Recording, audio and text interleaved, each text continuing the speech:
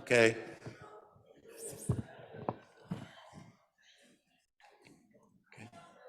Okay. Good morning, everybody. Distinguished colleagues, dear students, on behalf of the Human Rights Center of the University of Padova, I'm very pleased to warmly welcome each of you to the International Conference on Conceptualizing Vulnerability in a time of human rights regression, organized by the Human Rights Center, Antonio Papisca, and the UNESCO Chair in Human Rights, Democracy and Peace of the University of Padova. Main partners of the conference are the Department of Political Science, Law and International Studies of the University of Padua, the Human Rights Consortium of the University of London, the UNESCO Chair in Human Rights and Human Security of the University of Graz, the Institute of International Study of the University of Wrocław, the School of Global Studies of the University of Gothenburg, and the Stop Ecocide International. A great thanks to our colleagues from the partner universities for their scientific support. Let me advance special thanks to the keynote speakers, chairs, and panelists. I'm especially grateful to Professor Pietro De Perini for the scientific coordination of the conference and all the staff of the Human Rights Center for the organizational support. Just a few words on the conference topics.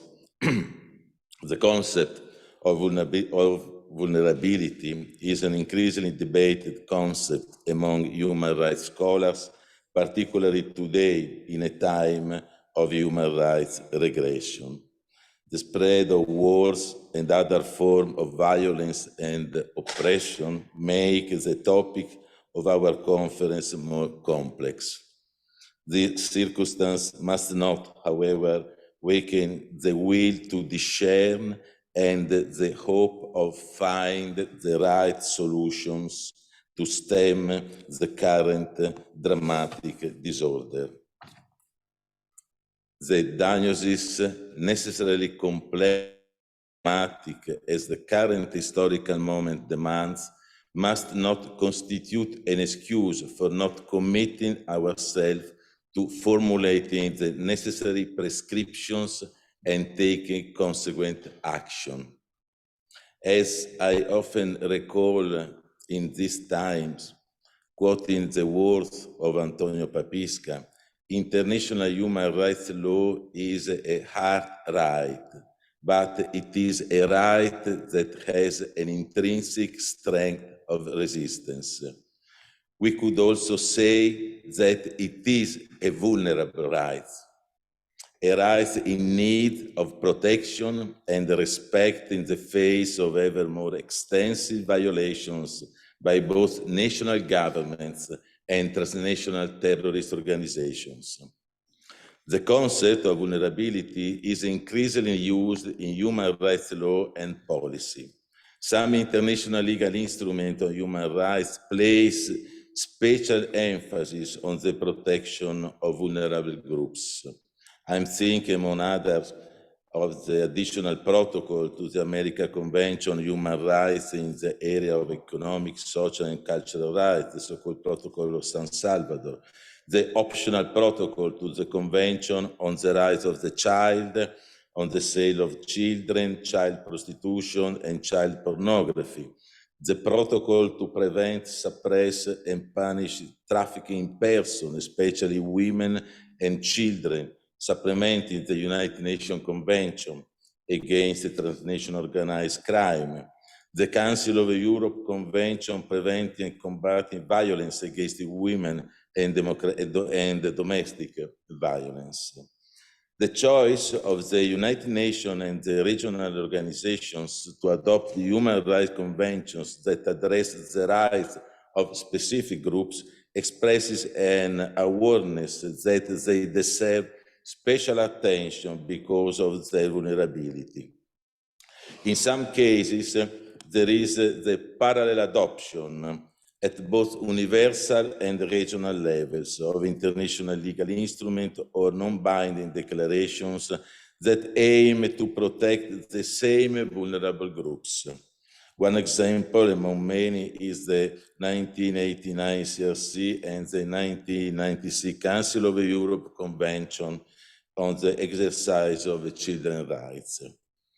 There is no catalogue of vulnerable individuals or groups. Practice has identified a wide range of categories: women, children, prisoners, migrants, people with disabilities are the best known. However, there are other less well-known categories such as judges or journalists or human rights defenders. Some scholars suggest that within the framework of human rights protection, there may also be vulnerable states. In short, the concern of the international legislator seems to be to provide vulnerable people and groups with greater protection, but not the necessary empowerment. In this perspective, there is also the risk that vulnerability may serve as a moral justification for certain form of social control. A first question arises. Does not the concept of vulnerability as it has been developed over time also, but not only by international human rights law, risk stigmatizing and stereotyping those who are considered vulnerable? Is there not a risk, in other words, of identifying the concept of vulnerability with that of weakness and thus as status to be avoided? Are vulnerable people deviants? Are they the exception to the norm? Or are they people whom the system of rules and political and economic choices has made vulnerable? If we look at the phenomenon of migration or the right of indigenous peoples or LGBTQ plus people, it is the same law that produce vulnerability by discriminating between people. The International Convention on the Right of Persons with Disabilities states among its principles that of, I quote, respect for difference and acceptance of persons with disability as part of human diversity and humanity. So much so that the international legislator, supported by organizations of persons with disabilities, decide not to introduce the concept of vulnerability in the International Convention. The thesis of this organization is that the vulnerability of people with disabilities does not stem from their human condition, but from the fact that society has vulnerable them by not recognizing them as having the same dignity and right as other human beings. Giampiero Griffo, leader of the global disability movement, wrote, "The model of justice expressed by the Convention profoundly changed the political reading of our conditions. If before we were fragile and vulnerable people due to our condition of functional disability, the Convention restored us to the ownership of rights as citizens, to whom society must give answer in terms of equal opportunities and non-discrimination. On the contrary, it was the society that made vulnerable these people by restricting them in their full participation.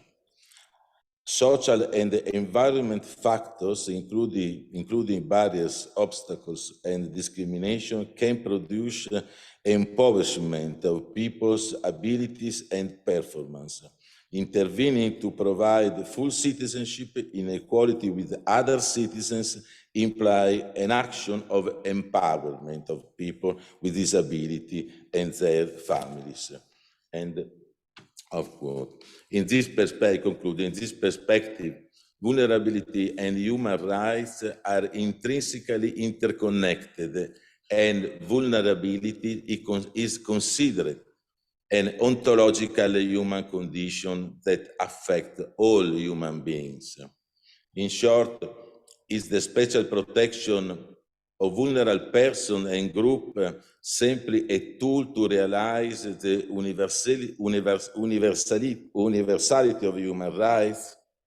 Or is it something more, which goes beyond opening up questions that should not be overlooked in the development of the vulnerability debate? What place should the concept of vulnerability have in human rights law? Could vulnerability rise to the rank of a guiding principle of human rights law together with the principle of dignity, equality, non-discriminations?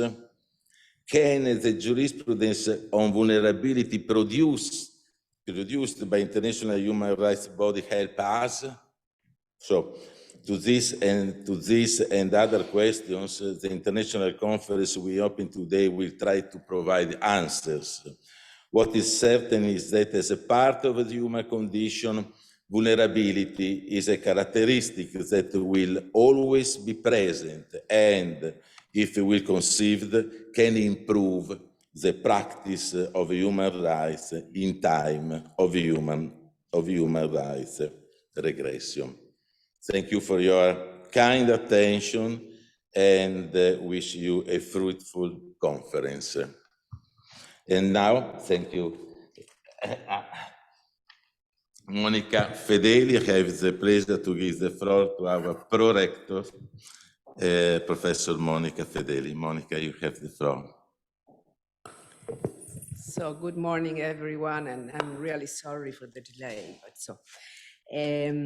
Welcome at University of Padova, and I'm really very pleased to address on behalf of the rector, Professor Daniela Mappelli, this conference on conceptualized vulnerability in time of human rights regression, an event which is fully in synchrony with the spirit and the substantive mission of our university. Let me advance a special thanks to the keynote speakers, chairs, panelists, and to our international partners. I greet the students of the master degree in human rights and multi-level governance and the PhD candidates of the International Joint PhD Program in Human Rights Society and Multi-Level Governance, and all the students from different programs who have registered to attend this event online and face-to-face. As you know, University of Padova is constitutionally founded on pluralism and independence. Our famous motto, Universa Universis Patavina Libertas, reminds us, and as set forth in our Article 1.2 of our statute, it aims to advance a culture based on universal values, including human rights, peace, environmental protection, and international solidarity. For these fundamental reasons, universities strongly support all the initiatives that can help our academic institution not only to ensure the respect of these values, but also to consolidate and enhance their knowledge and promotion towards our community and the public at large.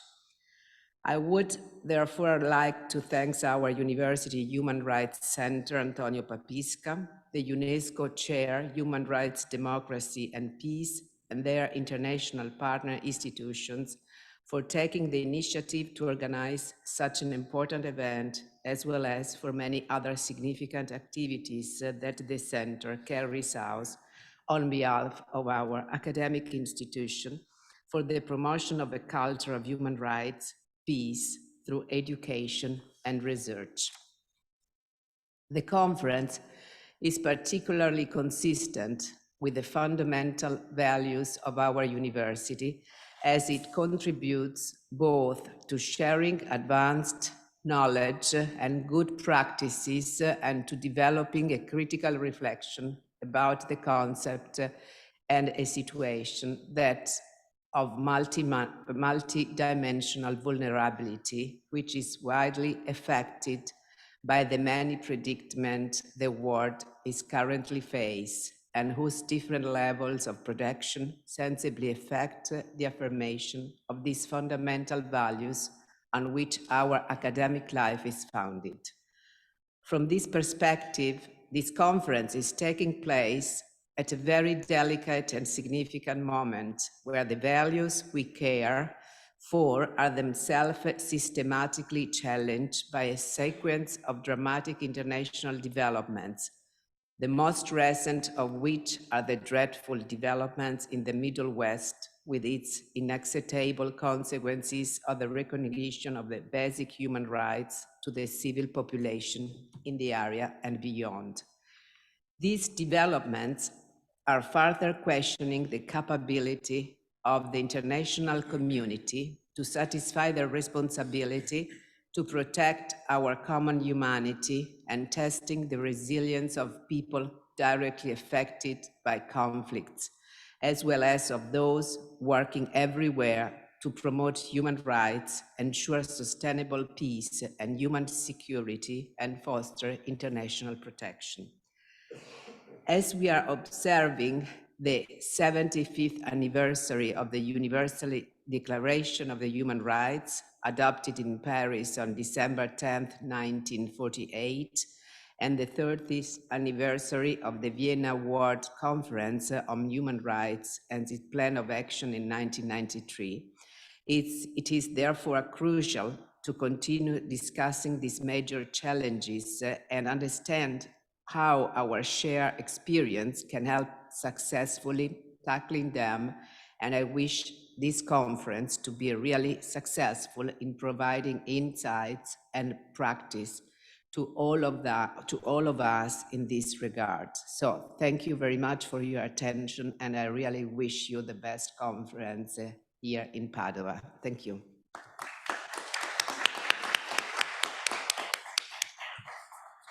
Thank you, Monica. And now I have the pleasure to give the floor to Professor Pietro De Perini, coordinator of the Conference Scientific Committee. Pietro.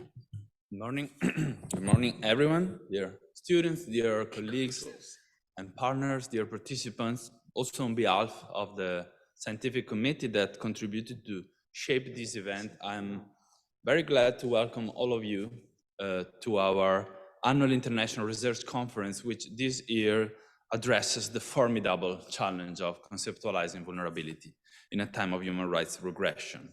Responding to our call, a wealth of international scholars, researchers, and practitioners have gathered today here at the University of Padova to critically frame the evolving scope of the concept of vulnerability and to advance further the scholarly and policy-oriented discussion on the current contextual, situational, structural, and institutional root causes of different forms of vulnerability, sharing research findings, prescriptions, and good practices. In a nutshell, this conference aims to untangle this complex and multifaceted concept, vulnerability, a broad concept which to a certain extent, I guess, directly speaks to all of us. In particular, as we consider the ongoing global threats to human dignity, to nature in all its forms, to democratic governance, and to the norms and policies that were set forth domestically and internationally to leaving one behind, threats that all of us are directly or indirectly facing. None of us may reasonably presume to be exempted from finding himself, herself, or themselves in a condition of vulnerability. Whether we look at the conference of ongoing armed conflicts or the challenges of climate change, the hesitation, to use a euphemism, with which many governments are making the 17 Sustainable Development Goals progressing, or the yet unmet challenges emerging from artificial intelligence, just to mention a few of them, it becomes palpable that those particularly exposed to a condition of harm and domination are facing additional risk.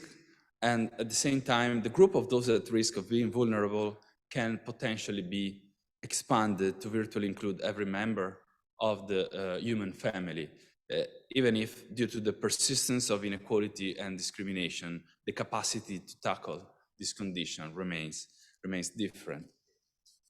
So this conference is also set to investigate the trends that most significantly affect the extension, the scope, and the application of the concept of vulnerability in our everyday life. Our distinguished keynote speakers this morning and tomorrow morning, as well as the researchers and professionals that will enliven the parallel panel sessions this afternoon, will guide us through some of such challenging situations, from the link between vulnerability, marginalization, and specific human rights violations to the challenges surrounding impoverished societies and populations that are affected by climate change, from the severe forms of exploitation and the degrading conditions to which migrants, indigenous people, minorities, and other groups are exposed, a challenge which is sensibly expanded by the consequence of environmental depletion, by the way. So from the severe forms of exploitation of this group to the life and dignity of population threatened by the many conflicts, armed conflicts that are dotting our planet. This conference is also part of a broader endeavor that the University of Padova Human Rights Center, Antonio Papisca, together with its partners, of course, has set up to discuss and critically elaborate on the concept, patterns, and outcomes of vulnerability. Indeed, these 2 days conference also represent the launching event of a winter school program on the same topic, which will begin tomorrow afternoon and will benefit from the expertise of some of those who are sharing their work with us in these 2 days. So thank to those who contribute both to the conference and the winter school. But a specific connotation, a specific characteristic of the conference compared to the winter school is this additional emphasis on the specific socio-political, legal context within which participants have been invited to frame their efforts to conceptualize, understand, and improve the protection of vulnerability. That is a context characterized by a general phase of human rights regression, of human rights pushback, a phase of widespread, intense, continued attacks that norms, institutions, and proponents of human rights are increasingly experiencing locally, nationally, internationally, as well as in the non-territorial realm of the cyberspace, where contemporary root factors for vulnerability are coming to light. So such a phase of regression is characterized by many interrelated trends, and among those that have a more direct bearing on the role and condition of vulnerability, I think, is the trend everywhere in the world to reduce the space for maneuver, expression, and actions to various groups within the civil society, including human rights defenders. A trend which is supported by means of a number of techniques which range from practices of stigmatization and delegitimation of some groups and their advocates, and the adoption of legal or administrative measures to limit civil liberties and political rights of those belonging to those groups.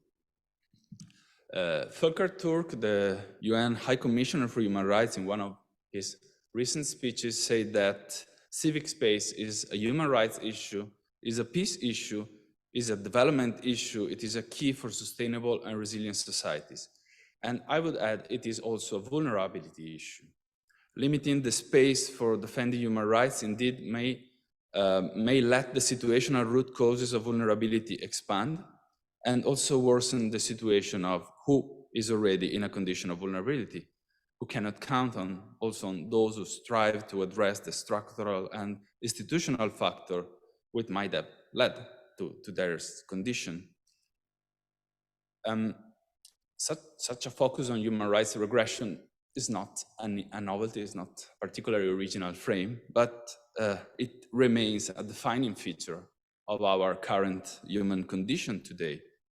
And it is a condition that makes this reflection, the reflection that we are starting with this conference, even more salient and urgent to address.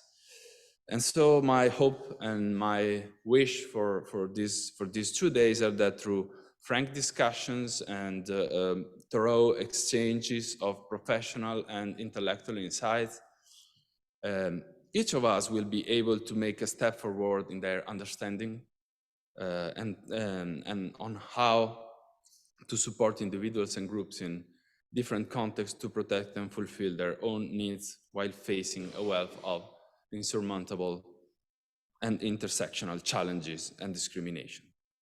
And as I'm about to conclude, let me just take 30 seconds to add myself to the thanks to all participants in presence and online, to our partners at the University of London, Gothenburg, Wrocław, Graz, and Stop Ecocide International for joining our efforts to try to give a solid and also engaging engaging basis for scientific basis to this event, the Department of Political Science, Law and International Studies of our university for supporting the event, and the staff of the Human Rights Center, in particular the administrative and technical staff, as well as our civil service volunteers that who have greatly contributed to the multiple aspects that have to be addressed in order to realize in practice an event of this ambition. So thank you very much to all of you for your attention, and I wish you sorry, a fruitful conference. Thank you.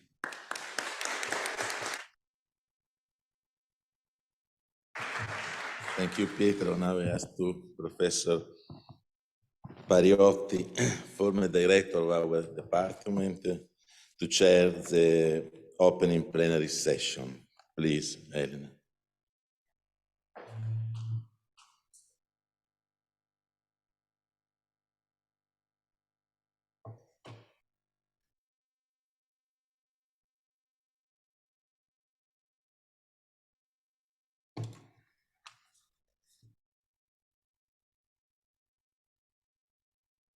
And I invite Professor Baldassare Pastore, Dr. Maria Grazia Giammarinaro, Jeremy Sarkin, Roberto De Voglie. I'm sorry, just Baldassare Pastore and Maria Grazia Giammarinaro, because we don't have, I think, the space enough. So that's okay.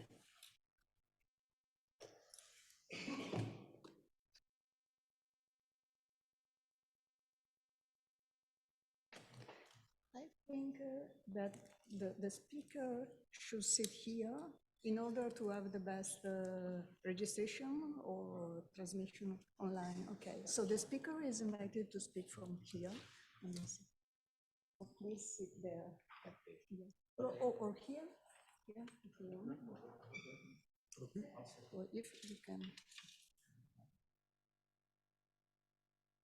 Changes.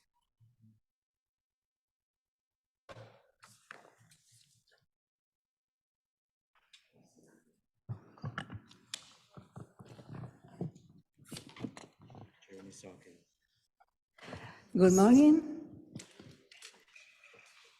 Well,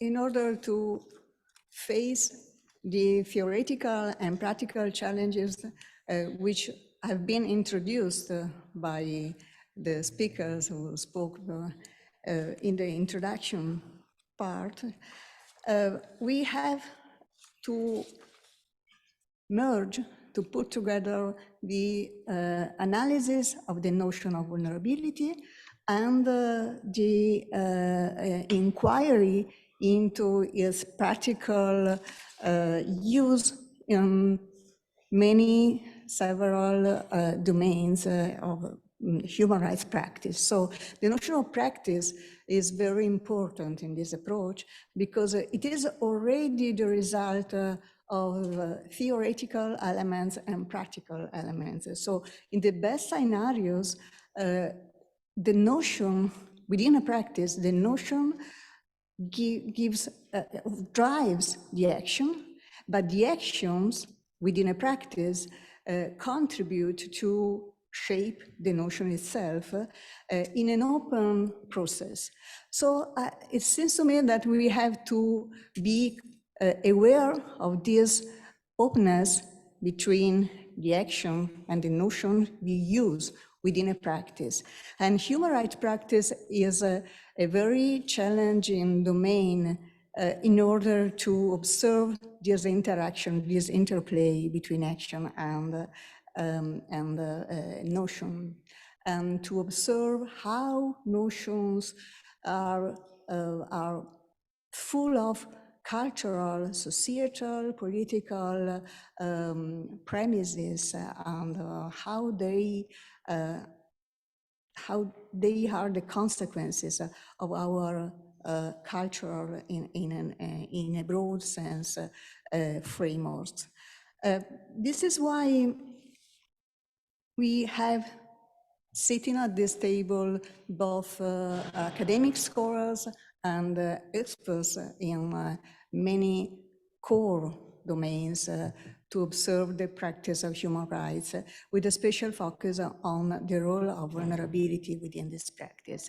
And having concluded that the notion of vulnerability plays a role within human rights practice, we have to analyze whether this notion can overcome the risks of paternalism, the risks of stereotyping, and if this notion can take into consideration both the situational vulnerability and the dispositional vulnerability, and how mainly the ontological notion of vulnerability can be used together with, in some cases, the vulnerability group notion, which is still valid in some cases.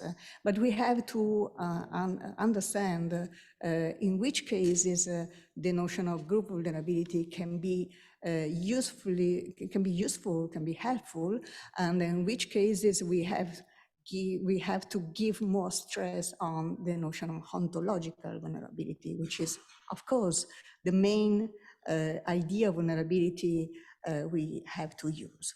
So I give the floor to our distinguished speakers today, and each of them has at most 25 minutes at his or her disposal to make the presentation. And I start from Baldassare Pastore, who is professor of philosophy of law at the University of Ferrara, Department of Law. His main research interests deal with jurisprudence, and mainly with the notion of tradition in law, with transformation of legal sources, and with the role of trust in understanding and in obeying law. In the latest years, he coordinated a national research program on the notion of vulnerability and its impact on institutional changes. So thank you for being here, and you have the floor, please. Thank you, Professor Pariotti. Good morning. Thank you, colleagues, for my invitation. It's an honor and a pleasure for me to be here today in this important conference. I straight into the substance of my speech in this plenary session. Vulnerability is a paradigm that can be applied for the purpose of representing and interpreting various aspects of reality, as well as to take account of the precariousness, fragility, insecurity, threats, and risks which characterize contemporary times and have an impact on the life of individuals and groups. Vulnerability may manifest itself in manifold forms. It is a broad phenomenon regarding susceptibility to harm and injury, which includes internal and external components depending on the various circumstances of life.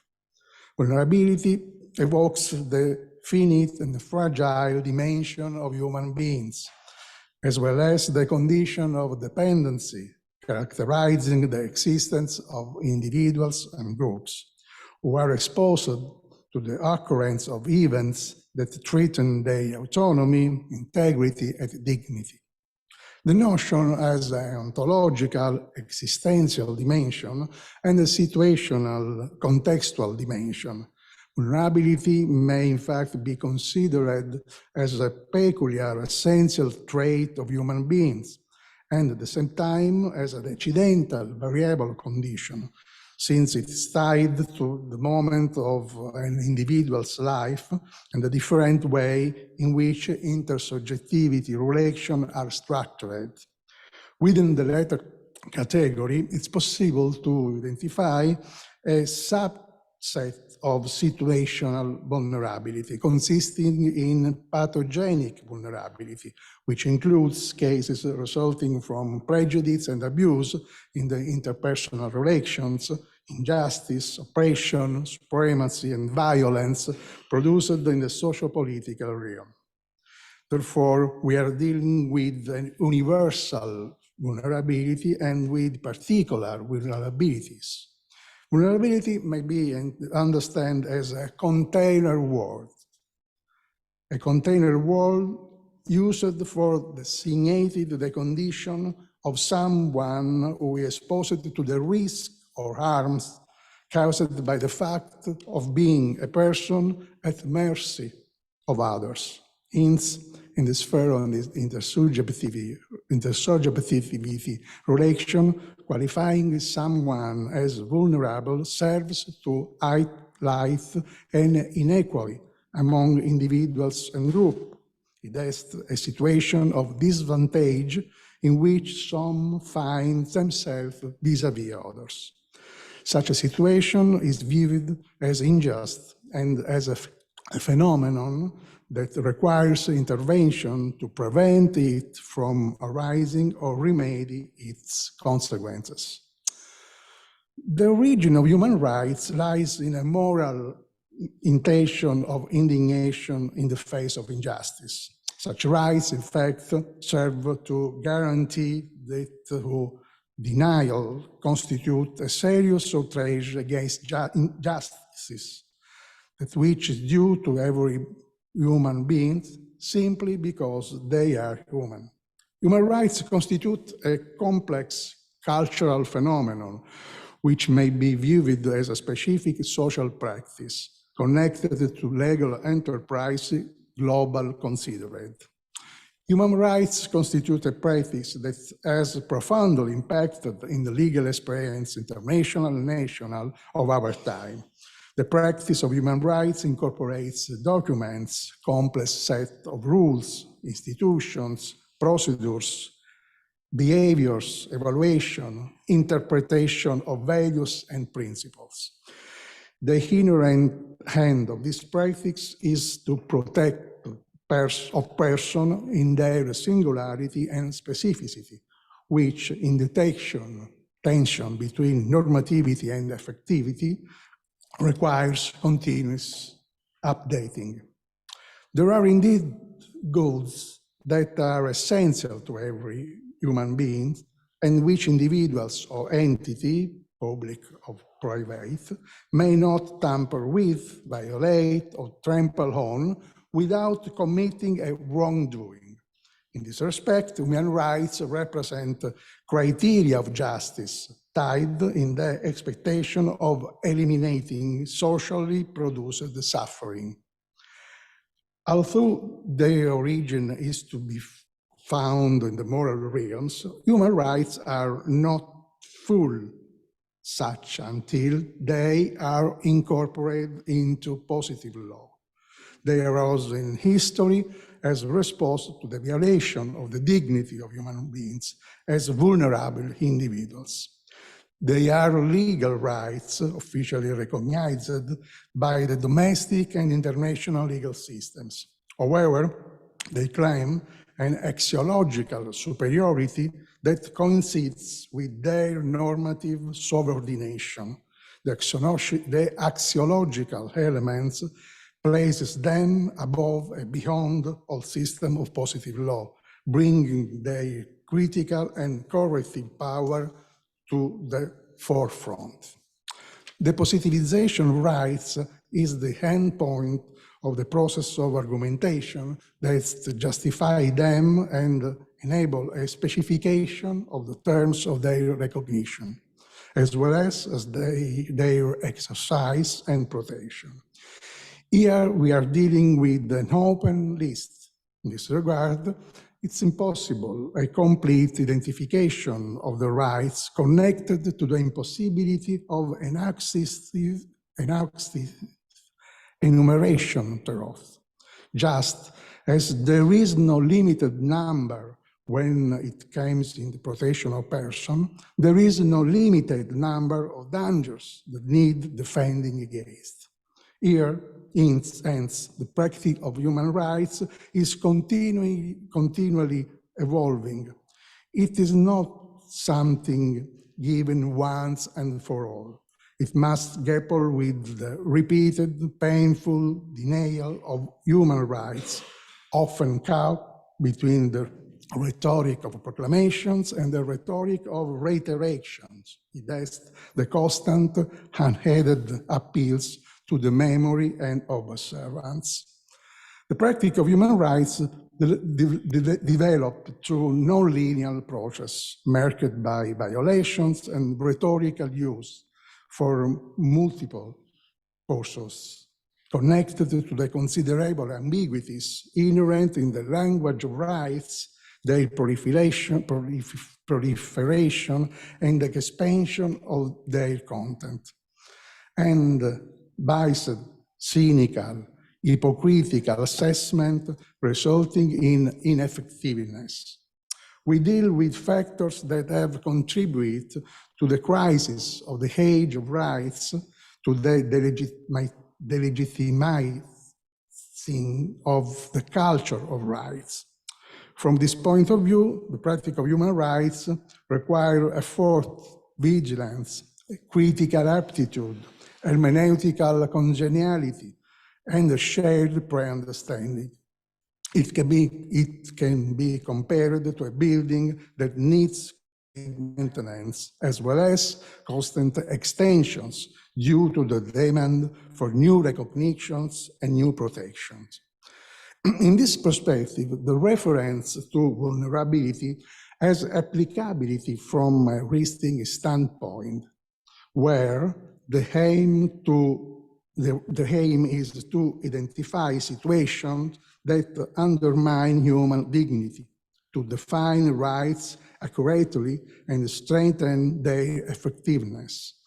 The use of the category of vulnerability, therefore, serves to orient the specific content of human rights towards the satisfaction of a minimal threshold below which dignity would be violated in an intolerable degree. In the field of human interaction, we are in the presence of the power exercised by one agent over another agent who is on the receiving end. This power over others offer permanent opportunities for inflicting harm and imposing suffering. We can then speak of an original correlation between acting and suffering, considering the fundamental asymmetry inherent in interaction, resulting from the fact that an agent, when exercising power over other, treats the latter as the patient of his action. Suffering is too connected to action.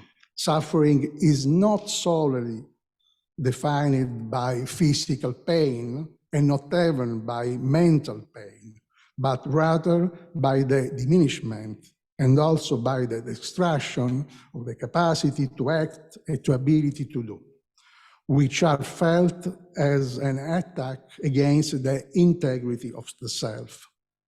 It should be highlighted in this regard that it is precisely the symmetry between individuals, those who act and those who undergo, that give rise to the moral problem within the structure of interaction. Here, the theme of suffering is tied to that of dignity. It's essential, therefore, that persons have guaranteed conditions such that their life can be considered and felt as a life worth living through the elimination of socially generated suffering, which erodes the basis of dignity and equal and mutual respect. The exposure to suffering is an experience revealing the structural fragility of the human condition.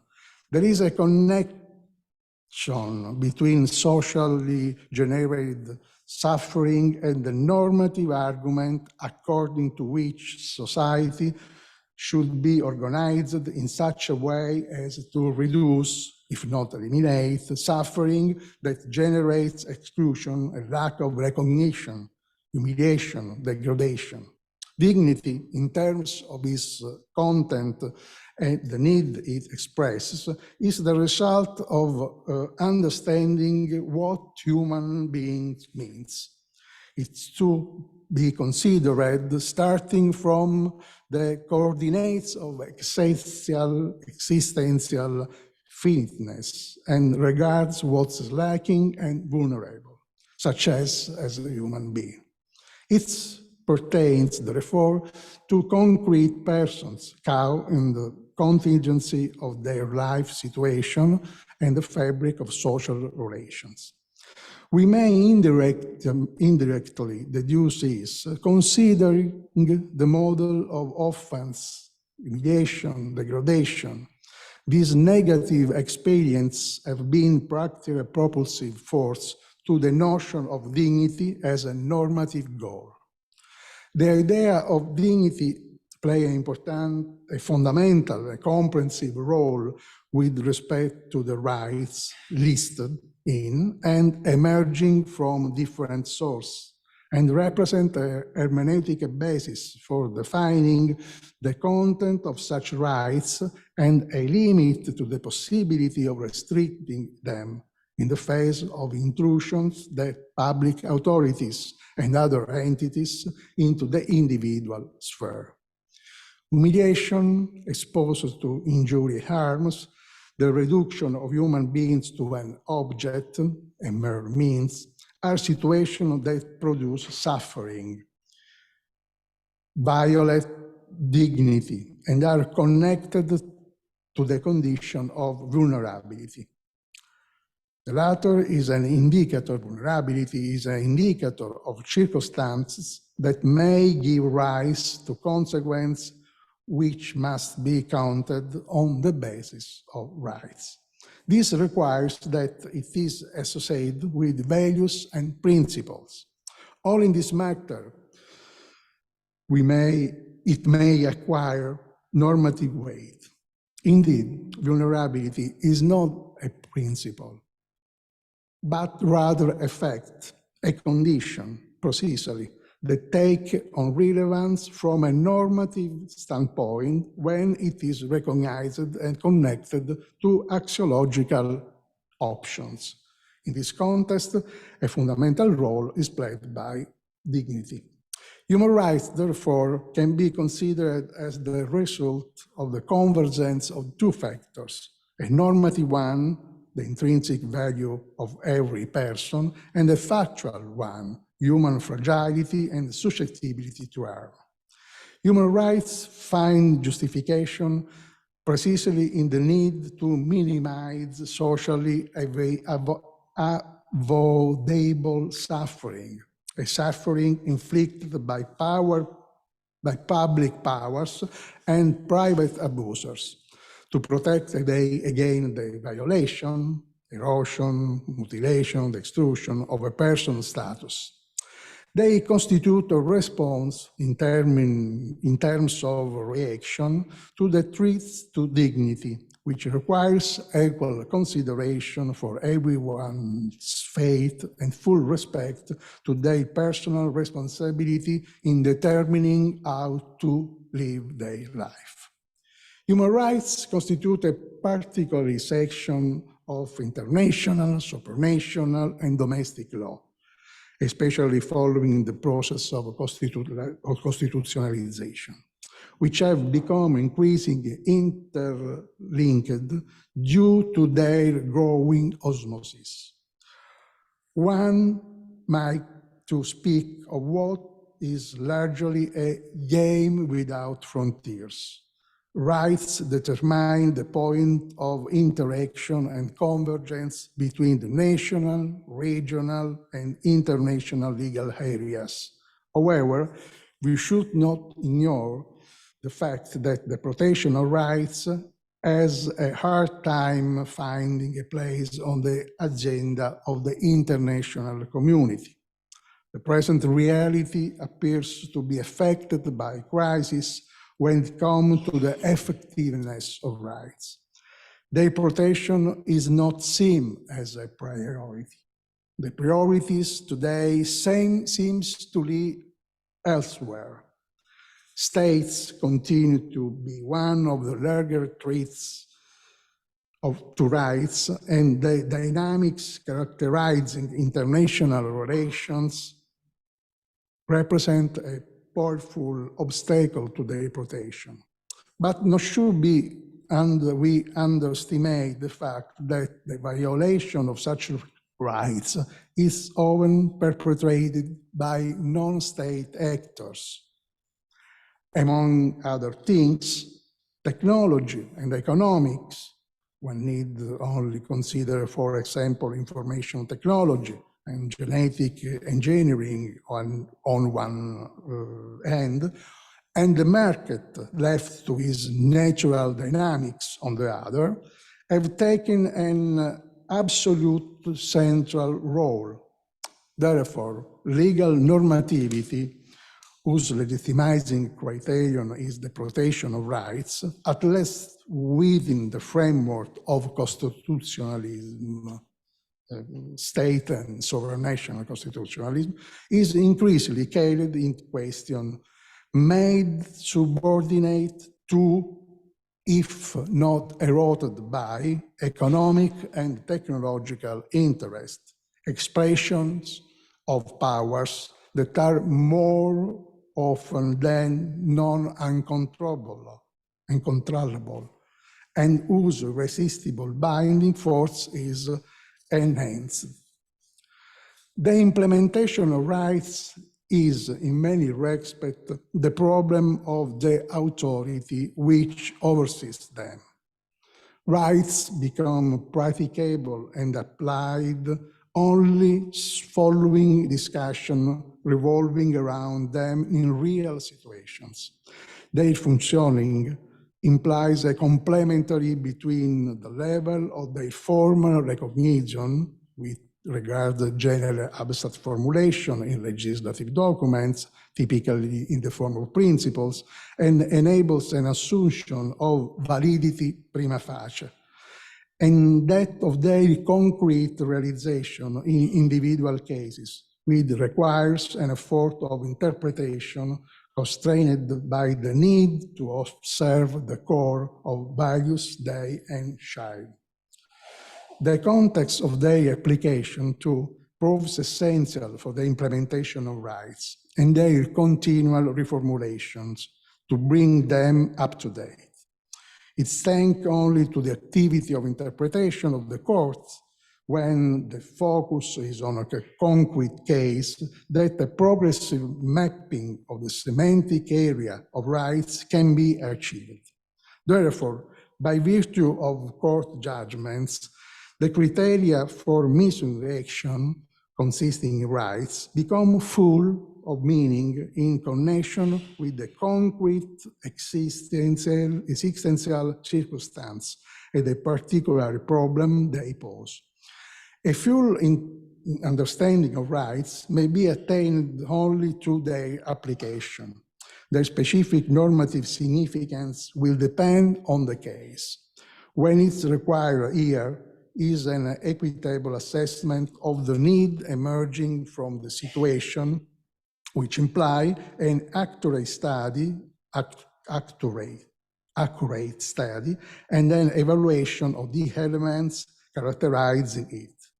From this point of view, the notion of vulnerability becomes a tool for identifying violation and a parameter for evaluating the case. The notion is also used in order to define the level of protection. It plays itself as a means of assuring an effective protection of rights. The idea of vulnerability emerges in a situation of lack of protection, as exposure to the risk of harm, or as a defenseless condition in which the harm may be or has been produced. Thus, the category acquires an hermeneutic value as a qualitative and or quantitative indicator, or as an alarm bell of situation of humiliation, discrimination, subordination, domination, and violence, all cases of suffering. Making reference to vulnerability allows the use of a heuristic device that may contribute to identify the violation of rights and explaining the peculiarities of case in which requests for protection are put forth. Thank you.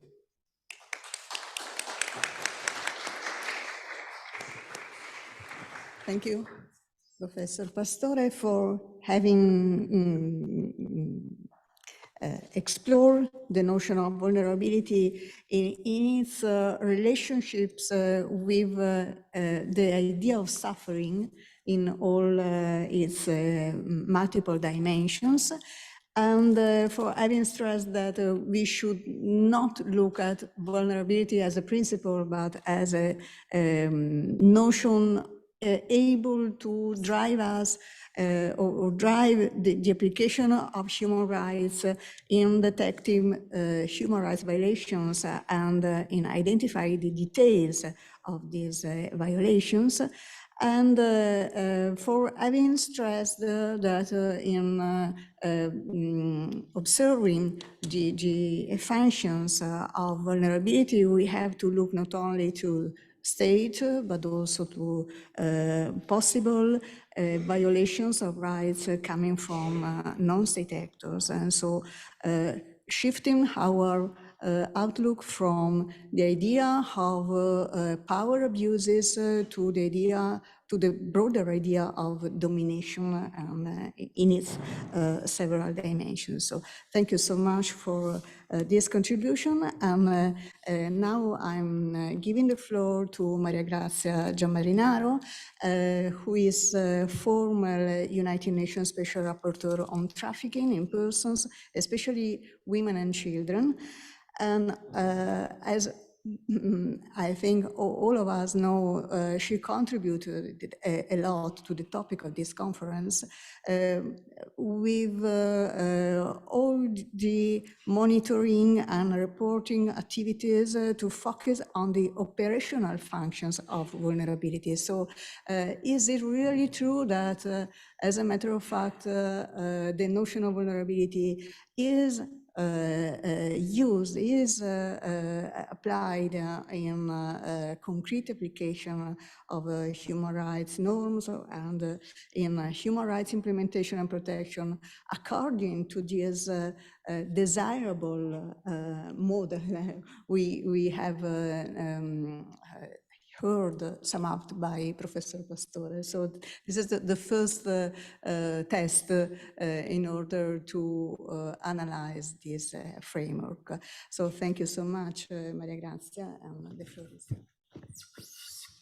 Thank you. It's a privilege and a pleasure to be here, and I thank the organizers for this kind invitation. And I will immediately follow the same line as a Professor Pastore developed by saying that, yes, of course, we are in a time of regression of human rights, but this regression is not linked with a flawed construction of human rights, but it's linked rather with their effectiveness. The lack of effectiveness or a regression in the effectiveness of the human rights is particularly evident today due to conflicts, first of all, but also innumerable violations of human rights everywhere. But it is also somehow inherent. A scholar recently talked about unfinished human rights, in the sense that not the ideal plan of human rights is in a crisis, because on the contrary, the ideal plan of human rights is an expansion. So new rights, new demand of justice arise, and of course they are formulated in the language, in the human rights language, and also new right holders are identified. For example, future generations in relation to the protection of environment and climate change. What is really at stake is the real plan of human rights, that is the actual possibility of human rights to provide for effective protection to everyone is exposed to violence, abuse, exploitation, deprivation of liberty and personal autonomy.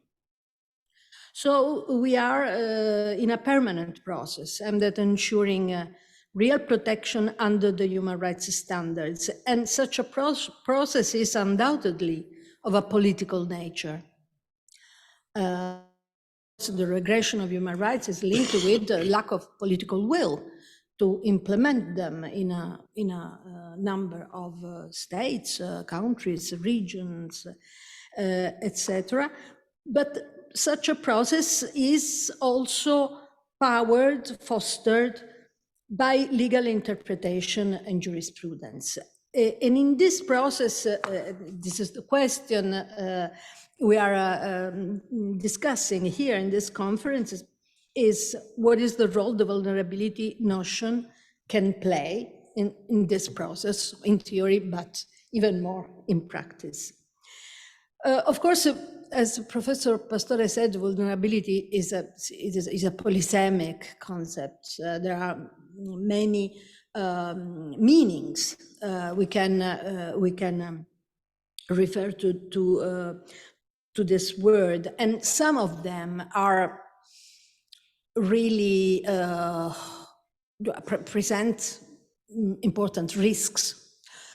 For example, from a feminist point of view, vulnerability as referred to women is something,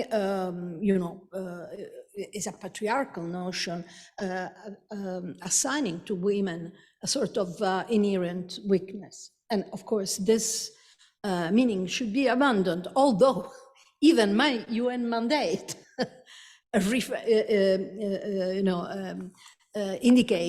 indicates women and children, and also the Palermo Protocol on trafficking indicates women and children as, of course, vulnerable subjects to be particularly protected. In general, there are also other risks linked with the fact, for example, that vulnerability can be used, of course, misused, to identify deserving and undeserving right holders. And this is the case, for example, to refer to, again, to my former UN mandate, when trafficking is played against the rights of all migrants. We hear every day to talk about politicians, to talk about the fight against trafficking to justify restrictive migration policies. And this is, of course, one of the risks. of the use of the misuse of the concept of vulnerability. I position myself in this polysemic collage just by saying that I use the term vulnerability as a situational vulnerability, which is not linked with the particular individuals or groups, although vulnerability of groups has been used sometimes for good reasons. For example, in the protocol of 2014, supplementing the Forced Labor Convention, where particular vulnerable workers are recipients of information, training, so positive measures, or by the Inter-American Court of Human Rights in the case Brasil Verde, in which workers were identified as vulnerable because of their African descent, being poor, illiterate, coming from the poorest region of the country. So the meaning of vulnerability, group vulnerability, can be of interest and in certain cases. But anyway, I will refer to the concept of situational vulnerability in general terms, not in connection with particular individuals or groups, but deriving from concrete negative circumstances, socially produced circumstances, and lack of social protection. In this sense, beyond personal conditions, everyone, as Professor Perini said, can find himself or herself in a situation of vulnerability permanently, or in certain situation of their lives. In this meaning, the value, I argue that the value of the vulnerability notion lies in its transformative potential, as it calls for policies and politics inspired by the objective of social justice, wealth redistribution, and inequality reduction, integrating a gender perspective. And from a legal point of view, since this political process can be powered by legal interpretation, it implies an expansion of positive states, positive obligations, as we can see in the recent jurisprudence of the European and Inter-American Courts of Human Rights. I will try to briefly analyze this potential of the concept of vulnerability in three areas, in which vulnerability can be analyzed in connection with autonomy, in connection with intersectional discrimination, and in connection with the prohibition of slavery, forced labor, and trafficking. So vulnerability and autonomy, one of the most promising implications of the vulnerability concept is the idea of a relational foundation of the right holder of the, but a really concrete right holder. As opposite to the traditional liberal idea of an autonomous and independent subject capable of making decisions about their interests without any external interference, the vulnerability notion reveals that interdependency is essential to understand the same concept of autonomy. It is not my intention to go deeper into this discussion if this approach implies an overturn of the traditional concept of right holder or adjustments of the legal theory. However, I would like to underline two implications of the interdependency or dependency approach, which are crucial with a view to counteracting the human rights regression and make it possible that the vulnerability notion develops its potential.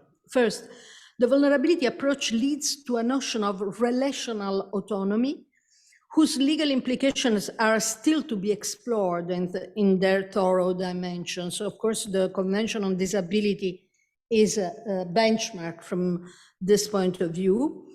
Human rights are based on the idea of equal recognition of the dignity of every single person. However, a different approach is prevalent today in Western societies. There is a form of extreme individualism, which abuses the human rights discourse to affirm the interests of particular individuals against all the others. This approach actually threatens the human rights foundation as it ignores the notion of social dignity. And I mention Stefano Rodotà, of course, for this concept, which requires solidarity. Extreme individualism weakens social ties with the result of hampering equity and redistribution. And in fact, extreme individualism has been fueled by governments and the financial establishment during the neoliberal era, in parallel with the crisis of the welfare state in Europe. The notion of relational autonomy can be seen as a cultural antidote to such an ideological dangerous drift. Secondly, the vulnerability approach not only has theoretical implications, but also very practical ones regarding the effectiveness of human rights. Vulnerabilities and the related relational autonomy requires a responsive state. I mentioned Marta Feynman, and policies aimed at enabling everyone to have their dignity recognized. It calls for healthcare effective policies, and in more general terms, for redistributive policies with a view to ensuring social inclusion of fragile populations. Ultimately, it calls for combating increasing inequalities. Second, the vulnerability and intersectional discrimination.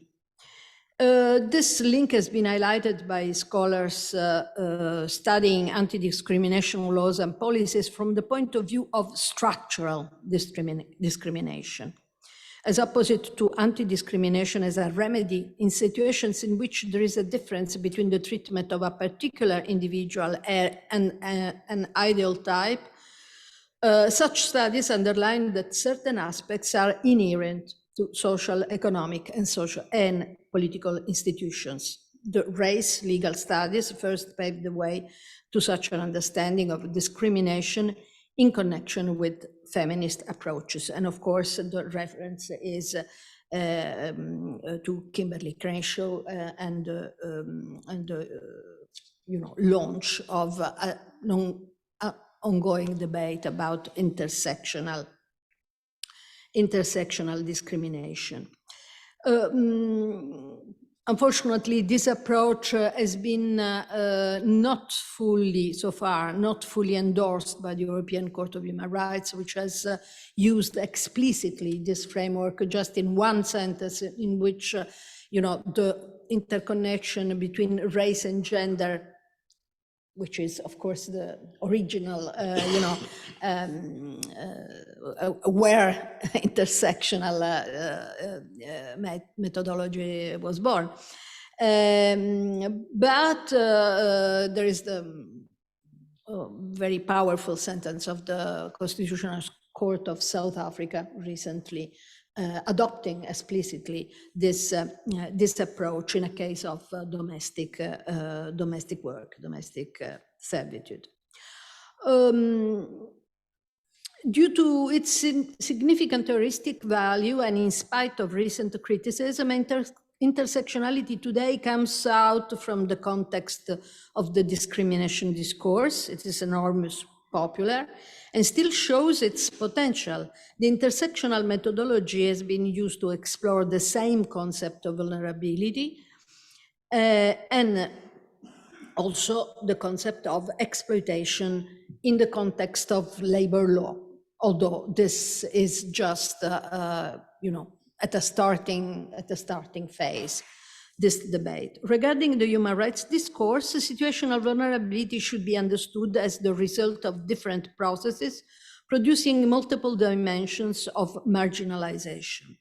From this point of view, the vulnerability concept calls for anti-discrimination policies tackling not only or not primarily the situation of a single individual, but rather systemic discrimination factors.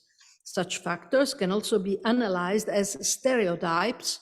Morondo Taramundi did it recently, including gender stereotypes that assign certain characteristics to an individual simply because of their belonging to a particular group, and thus reflect established power relationships, produce and justify inequalities.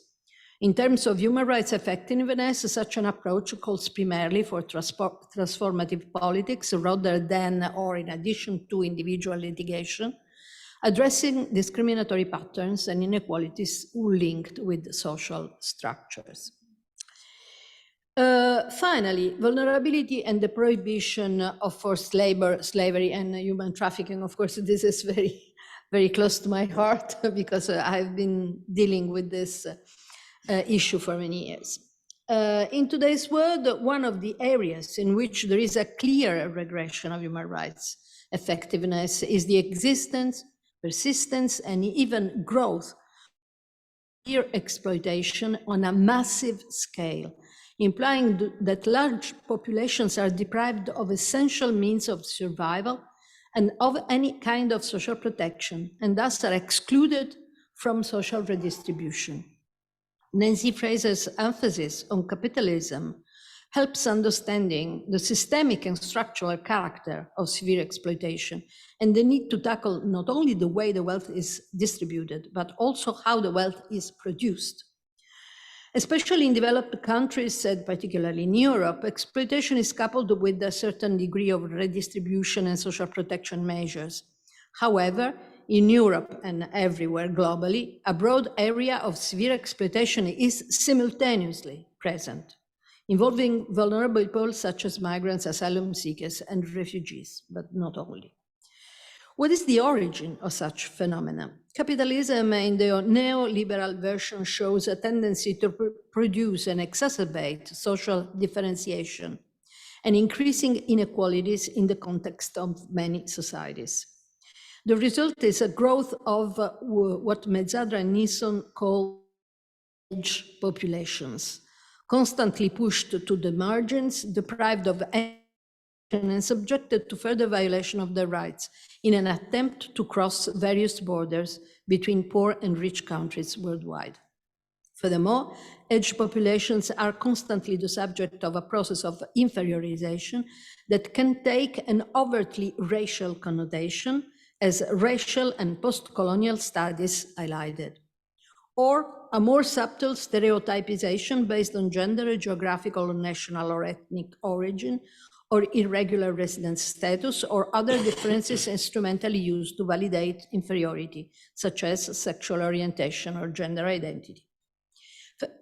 Feminist scholars have constantly highlighted that the division between production and social reproduction is still fully shaping economic systems by re-establishing a hierarchy of productive and reproductive labor. To understand exploitation, it is necessary to look beyond production and take into consideration a social reproduction where conditions of life reproduction cross conditions of work. Such an approach is extremely relevant regarding a gender-sensitive approach to labor exploitation, especially regarding domestic work or other works such as cleaning, considered not directly productive and traditionally performed by women, in which exploitative conditions are imposed, taking advantage of women's intersectional vulnerabilities. And we have to notice that in these cases, severe exploitation is coupled by sexual harassment and sexual violence in many economic sectors, including agriculture, domestic work, and cleaning. One of the most promising developments showing the potential of the vulnerability notion concerns exactly labor exploitation of migrant workers. That has been considered by the European Court of Human Rights a violation of Article 4 of the Convention, due to the abuse of vulnerability linked with workers' irregular migration status. I refer to the important judgment Chowdhury and others versus Greece, in which the court identified the irregular status, the limited possibility to move into the countries, and of course the conditions of lack of resources and the fact that workers were not paid during months, altogether as a combination of legal, social, and contextual factors producing a vulnerability situation that was abused and produced exploited forced labor, what the court qualified as forced labor and trafficking. Similarly, in the case I have mentioned, the Inter-American Court of Human Rights, the Brasil Verde case, established that the victims of forced labor were vulnerable and then were more prone to be recruited into slavery by means of false promises and deceit. And the court ruled that Brazil did not adopt appropriate measures to address the victim situation, thereby perpetuating the historical and structural economic discrimination. And these judgments, in my view, are particularly important because they expand the area of states' positive obligation in the field of prevention, which of course implies policies, particularly in the field of immigration regulation and labor law regulations, and in the field of protection, social protection of workers. And based on this evolutionary jurisprudence, vulnerabilities of age populations should be addressed as something at the core of human rights effectiveness. And it is not like this, because it is a long way to go still to make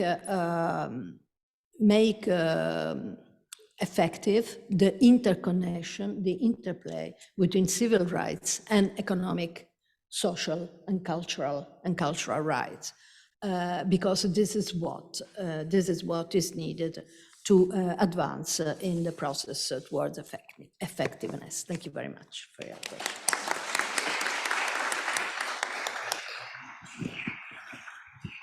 Many thanks to Maria Grazia Gianmarinaro for this remarkable contribution to the inquiry into vulnerability understood as a situational vulnerability, and with regard to the autonomy principle, to intersectional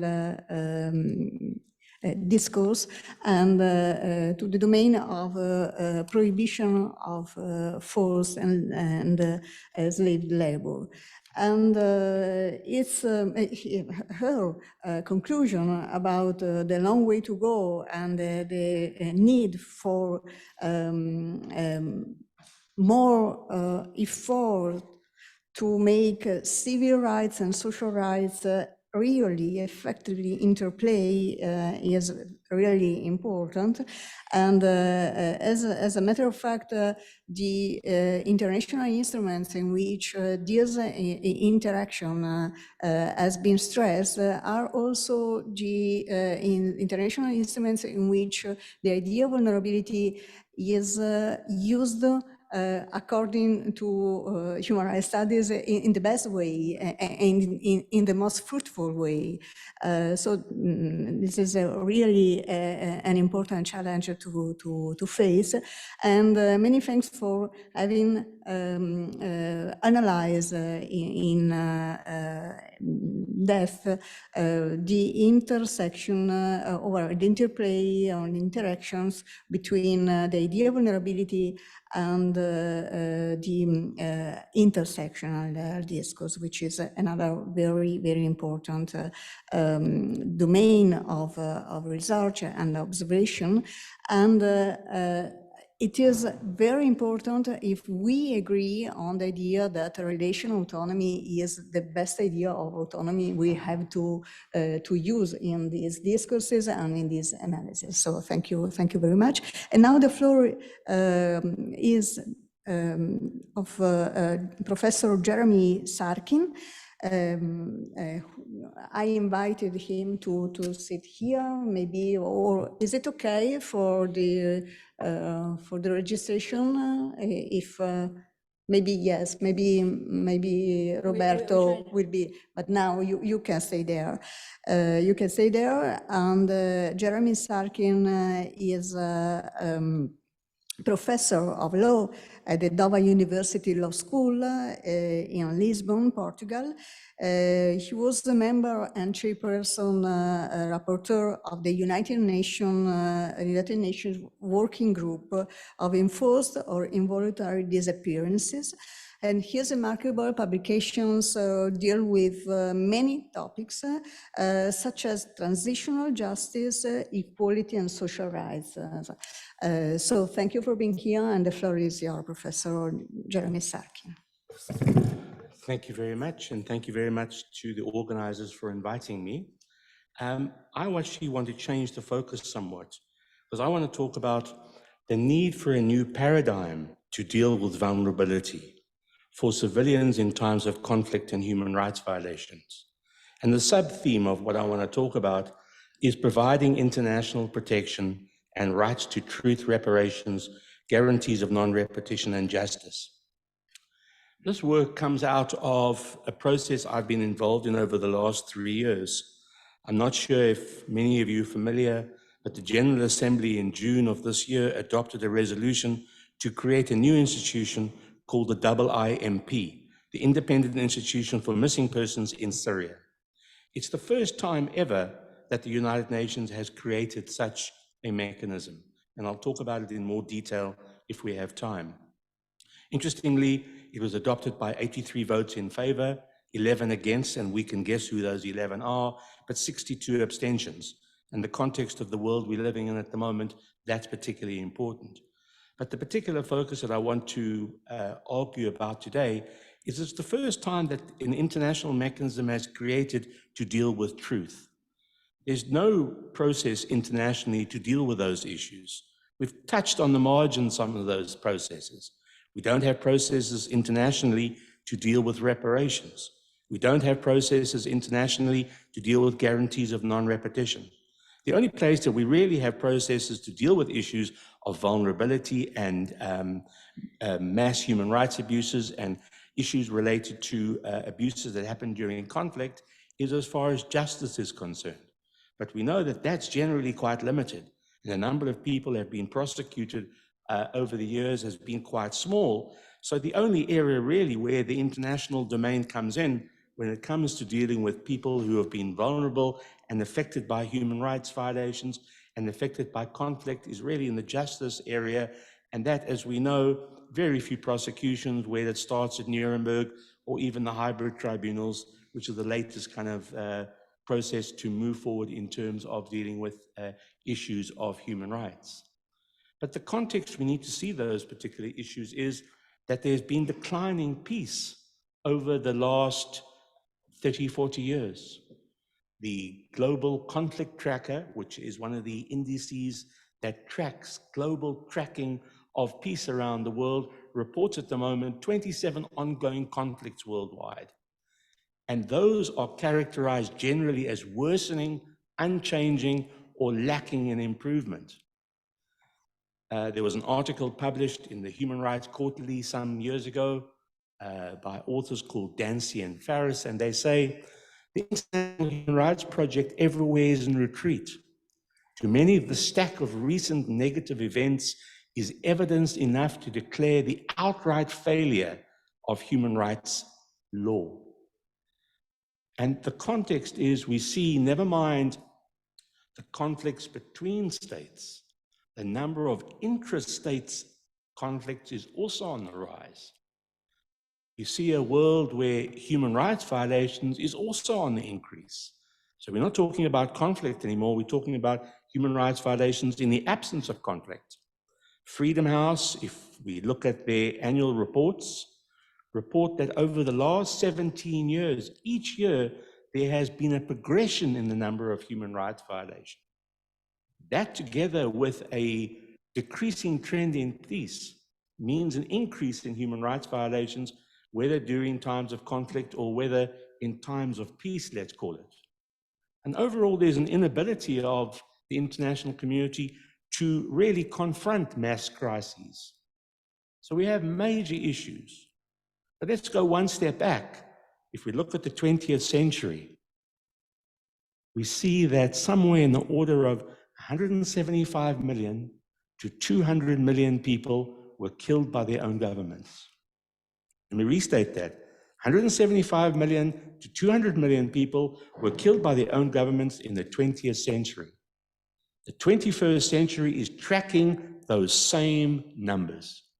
We see mass atrocities happening across the world. We see at the moment that our lens is fixed on Gaza and Israel. Last month and the month before, it was Ukraine. Before that, and we don't really hear about it today, it was about Syria. Before that was about Afghanistan. Before that was about Yemen. Our focus, unfortunately, is one-dimensional. We forget all the issues in the world, never mind the places that never get our attention. Burundi, Central African Republic, I can keep on going with those particular problems. And the particular issue is we don't have processes to stop those conflicts. We don't have processes to stop those human rights violations. And we need processes to do those particular issues. The number of non-international armed conflicts has doubled over the last 20 years, from less than 30 to more than 70. We created a peace-building commission in 2005, but that usually steps in the post-conflict era, not to stop conflict. Today, more than 2 million people live in conflict areas or state fragility areas. And obviously, that's deeply problematic. The emphasis of the UN is on prevention. So the Undersecretary General in 2021 says we have the laws and tools to protect civilians from harm in armed conflicts. It's time that all states and parties to conflict apply them. Well, we know they don't. What do we do to actually intervene in those places to ensure that somebody steps in to try and halt them? So if we deal with Syria, for example, we've had massive conflicts over the last 13, 14 years of a civil war. More than 500,000 people have killed. 6 million people have gone into internal exile. 5 million are internally displaced. And the Security Council is moribund to exercise its operations. There have been 16 vetoes, joint vetoes between Russia and China. The organization that is meant to deal with those particular issues cannot and will not act in specific places. And therefore, there needs to be a new way of looking at those particular processes. We should be focusing more on protection, and the issues are particularly important. This is in spite of the Deputy Secretary General saying about 2 years ago, prevention is the only sustainable solution to conflict. Prevention will help us flatten the curve of conflict and thus create the space for our conflict management tools. So it's deeply problematic that we live in a world where we're not able to actually intervene and do those things. Peacekeeping is still seen to be the flagship of the UN when it comes to deal with protection. But as we know, it's dependent on the Security Council operating. But again, the Security Council often is unwilling. We also see, therefore, that peacekeepers are seldom deployed where there is conflict or massive human rights abuses. Generally speaking, in all peacekeeping operations, they've only been deployed in 10% of countries where there had been conflict-related deaths. They've only been in 7% of places where conflict deaths have occurred on any major level. And what we see is that the conflict often continues after people have left, after the peacekeepers have left. So my basic argument is that international law is too state-centered. It's not focused sufficiently on victims. To some extent, it's a reflection of the world in 1945. It's outdated, it's patchy, it's scattered, it's vague, it's often difficult to understand, and therefore difficult to apply. And therefore, we can make all kinds of allegations. Is there genocide? Is there war crimes? Is there crimes against humanity? All those range of issues are deeply problematic for victims who have nowhere to turn in those particular circumstances.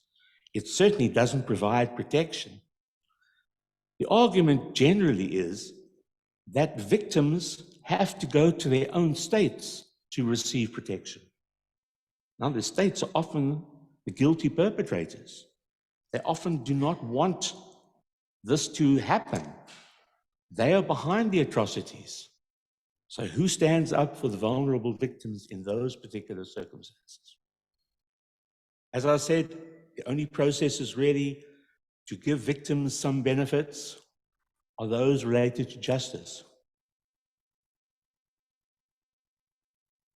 We've seen tribunals, as we know, Nuremberg, Tokyo, Rwanda, etc. But how many prosecutions are we talking about? Maybe collectively, I'm being generous, I think, maybe 1,000. If we collectivize all the prosecutions that have happened at the international level, let's put that 1,000 against somewhere in the order of in the 20th century, 175 million. We're not even scratching the surface on the justice level, and that's the focus of the international community, is about accountability. But we're not talking about full accountability, we're talking about limited accountability. In fact, when I was doing the study, I was told, don't advocate for a humanitarian response because it will take away from the justice response. People will then think, well, justice is unimportant. And my answer was, I can walk and chew gum at the same time. Why can't we have justice and have a humanitarian response to deal with those particular issues?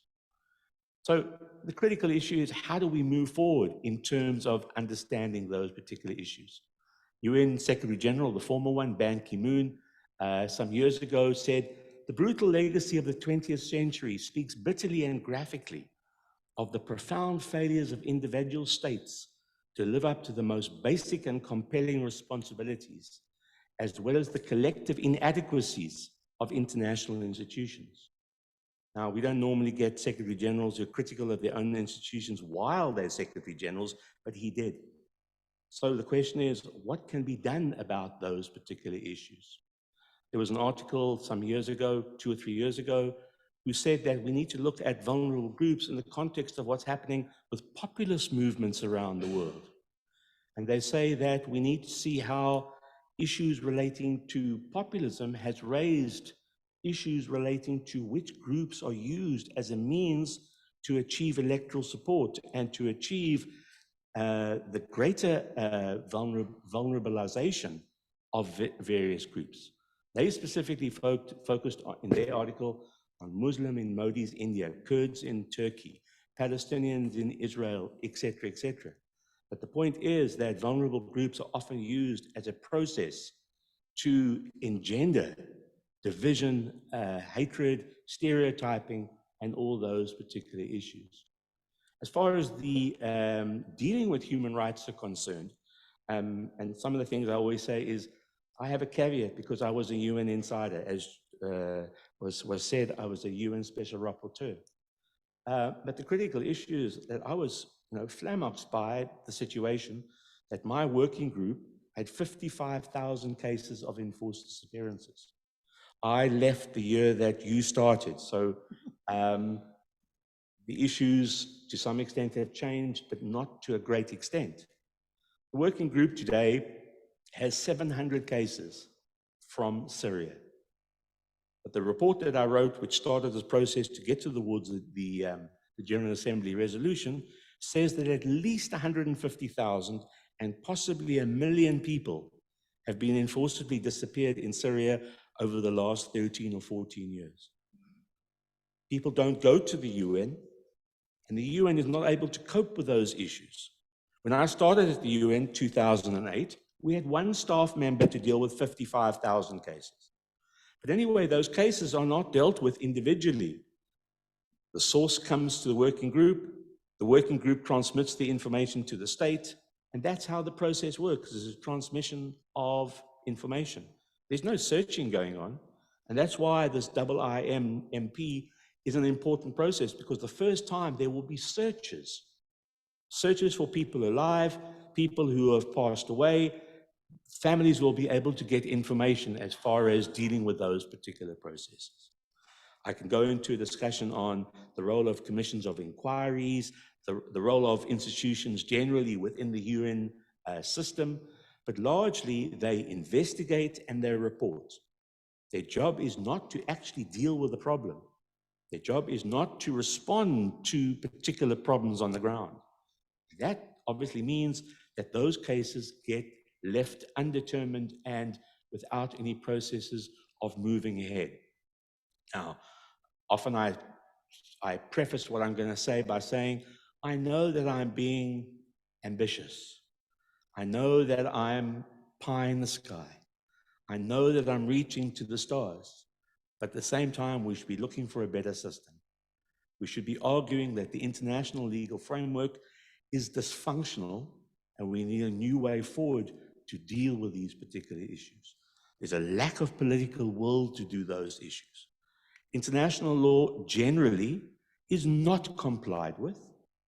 If we just take, and I'm just going to think about it because of issues relating to conflict and violations and human rights violations, the Geneva Conventions are universally ratified, every state, but we know that they never complied with. We know that human rights violations during wartime is the norm, and the systematic process of doing so means that very few are held accountable. There's no enforcement of the lack of compliance. The International Court of Justice doesn't really ensure that states comply with their international obligations. I can give a whole lecture on that. I wrote an article recently. We can go into those in particular question times.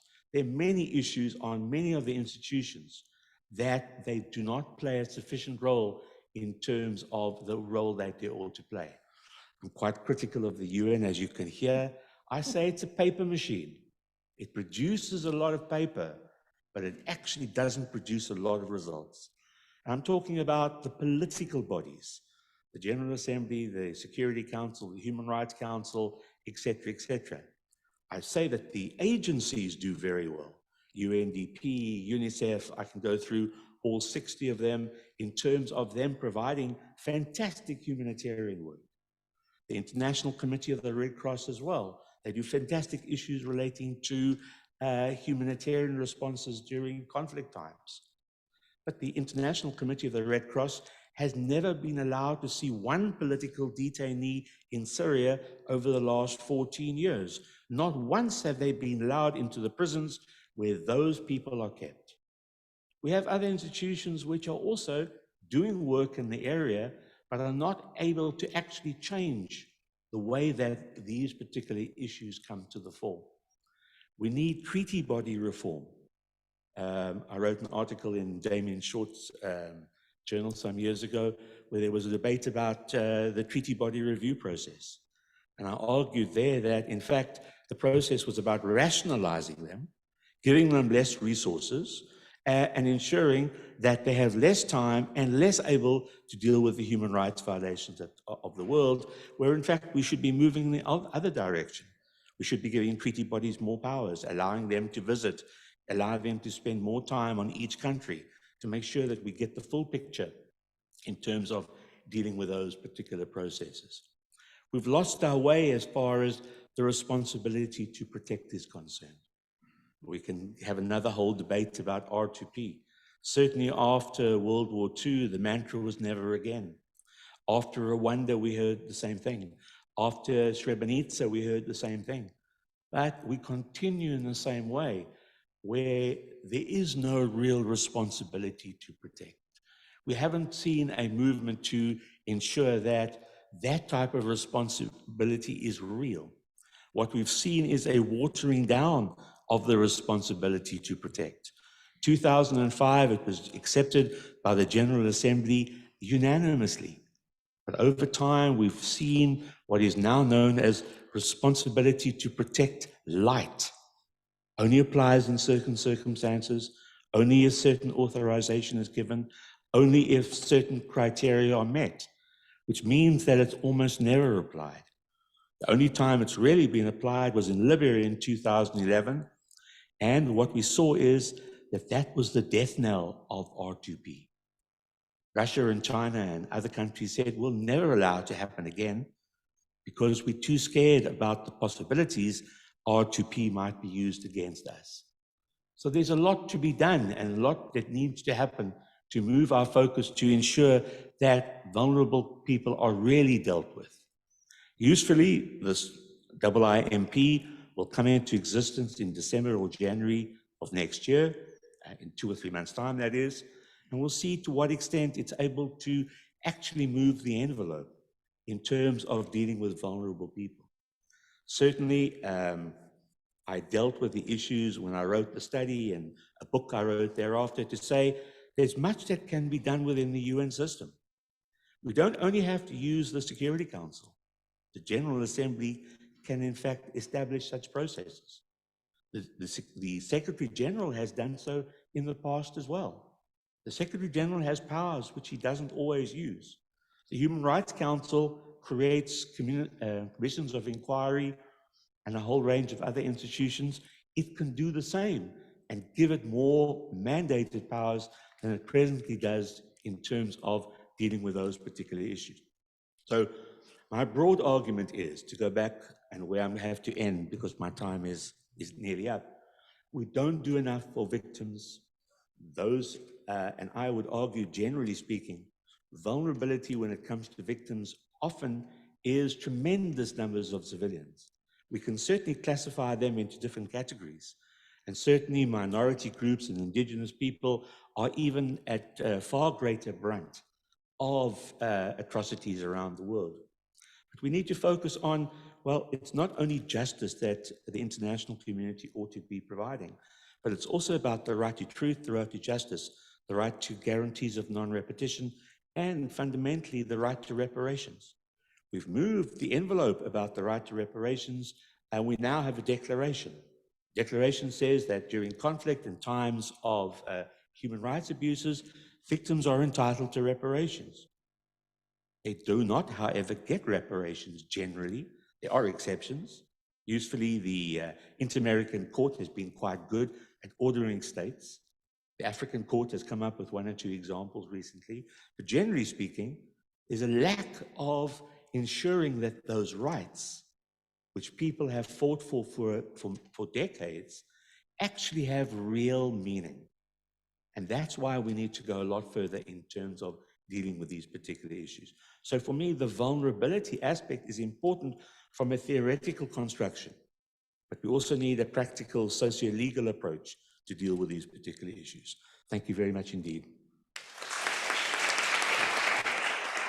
Thank you for the work.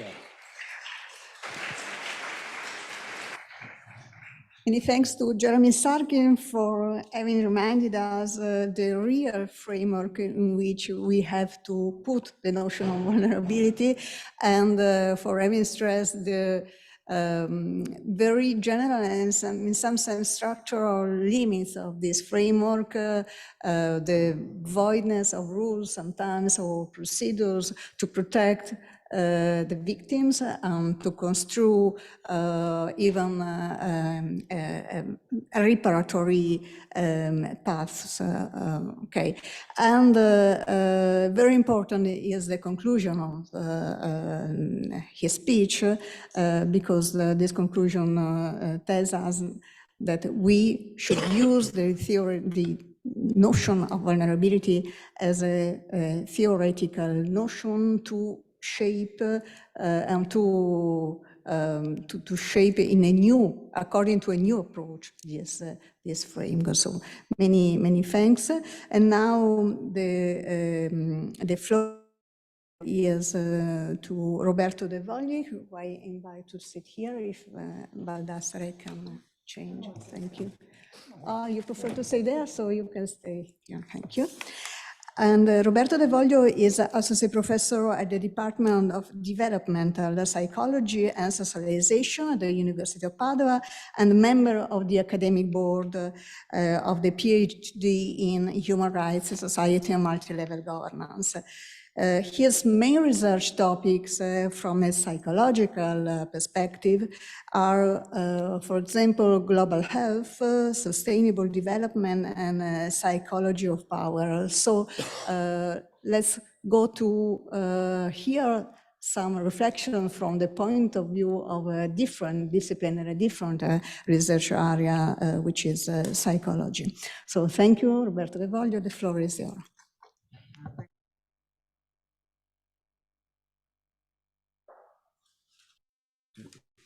I passed the first test. Thank you. So thank you very much for the opportunity to talk. And I'm sorry, it's a heavy topic. And after so much to learn and to process, I cannot give you a rest, proper rest. But bear with me, 20 minutes and then we are done. Okay, so my presentation revolves around 4 areas. First of all, I will talk about the ecological crisis, the impacts on human rights, and the unequal vulnerability across different nations and social sectors within nations. Then, however, I will talk about why we are all vulnerable to this ecological crisis to some extent because of the existential threat that climate change is posing. Then I will talk about actually confront the crisis, and then why we need a new socioeconomic system. Just a bit ambitious goal. So I'm not going to bore you with climate change and greenhouse gas emissions and how the process is. The consensus is really wild, even though some people are still in denial. For example, I don't know if you ever heard of former Congressman John Shimkus when he said that we shouldn't worry about climate change because the planet will not be destroyed because God promised Noah it wouldn't happen if it flowed. So what are the effects of climate change and the ecological crisis on human rights? Starting from the UN Universal Declaration of Human Rights, we have a few items that can be listed as potential effects and rights that are affected by climate change. The right to life, first of all, because climate change is a killer. The right to health, of course, and the right to an adequate standard of living, and of course, international order, because climate change causes disruptions, not only in the ecosystem, but also in society as a whole. Natural disasters are a clear indicator that climate change is already producing devastating effects on the right to a good house and safe housing, health, and the right to life. I'm not going through all the details, but just to give you a few details, the Lancet Countdown on Health and Climate Change report is signaling code red for a healthy future, saying that climate change is the most important global health threat of this century. And we expect hundreds of thousands of people to die of climate change because of the effects that is producing, and of course, huge migration from African countries, sub-Saharan Africa to Europe, from Latin America to Northern America, and from South Asia to other developed nations. Also, we have the potential of climate wars, and there are lots of studies showing that climate change crisis around the world are causing potential conflicts and actual conflicts between social groups, but also potentially the fear is that it can create potential conflicts among nations. And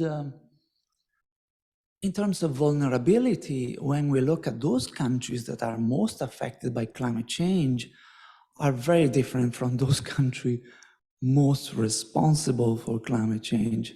So we will need some mechanisms to repair this climate injustice created by this dichotomy between vulnerability and responsibility. And my second topic, though, is that although there are obvious differential vulnerabilities across nations and across social groups, in reality, climate change is posing a problem of existential threat that should regard everyone. Climate scientists and scientific researchers that usually are very cautious, and they are very careful with words. They start to really be blunt. In this Proceeding of National Academies of Science paper, they call it the climate end game.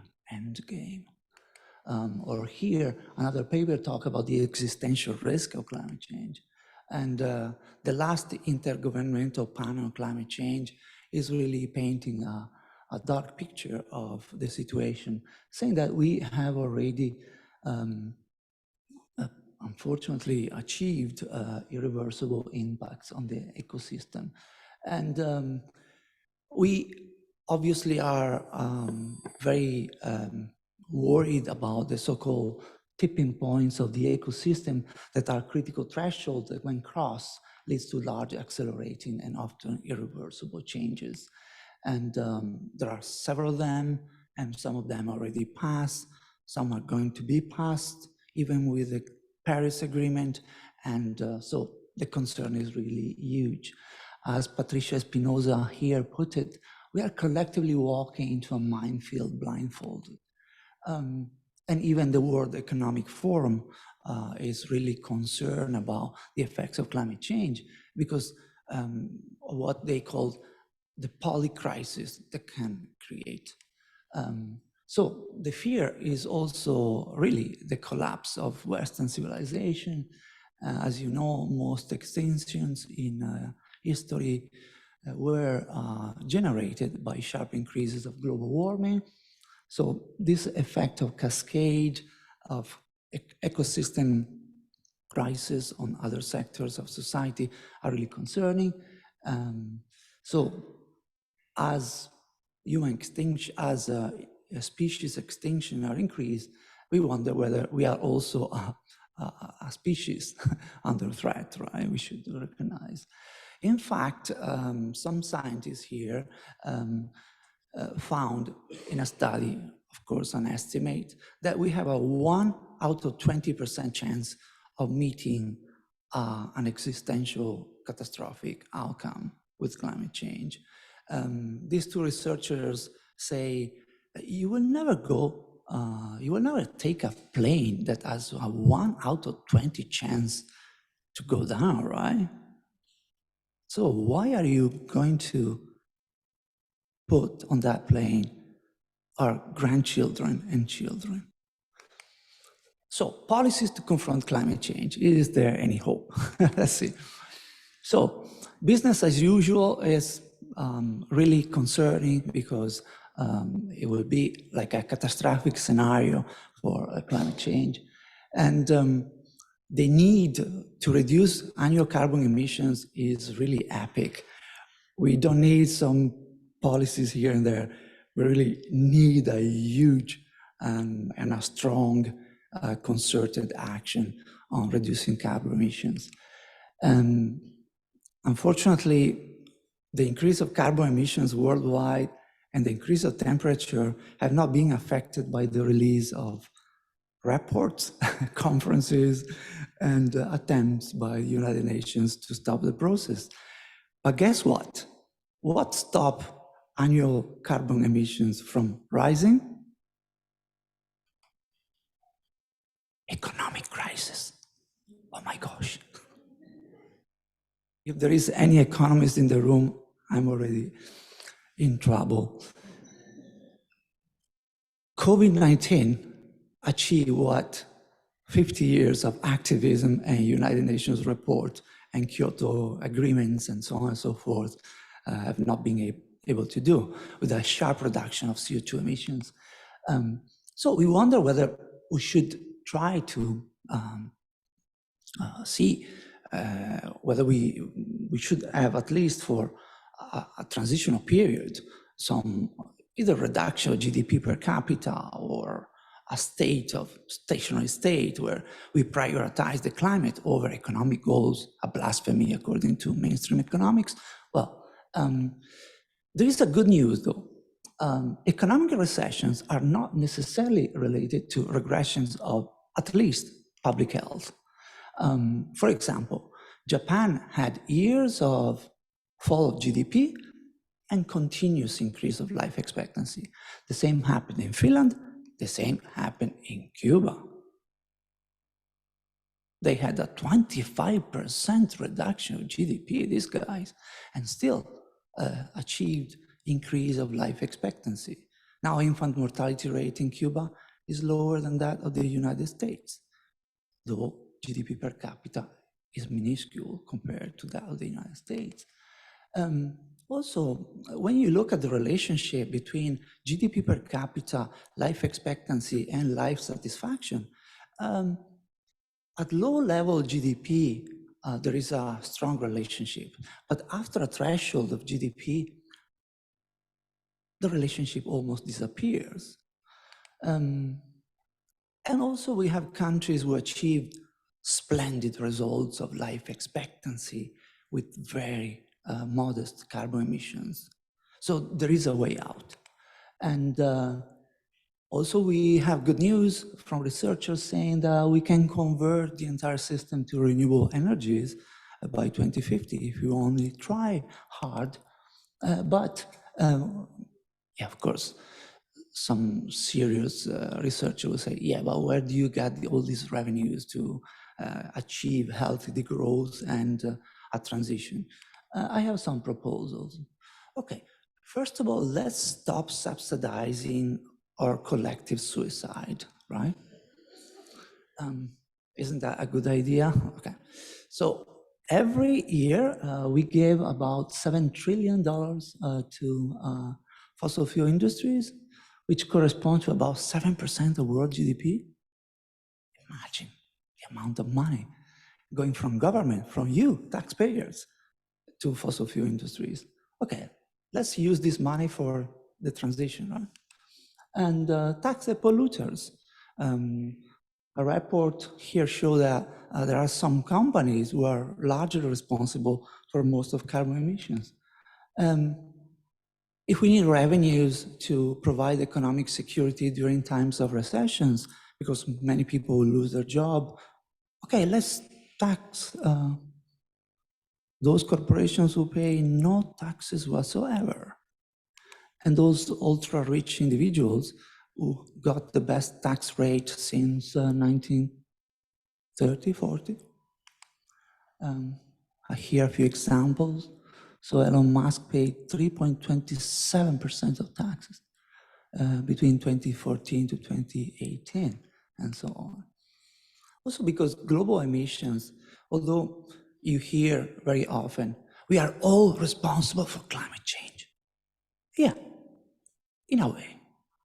But when you look at the data, you can see that although on average, every single citizen is responsible for 6 tons of CO2 per person per year, the top 1% are responsible for 101 tons of carbon emissions per year. So we should find some way to redistribute not only wealth, but also this carbon power. Okay, so we need a new economy. We need to find the resources for this transition, and we need to be proactive. But guess what? We have some obstacles, just little ones.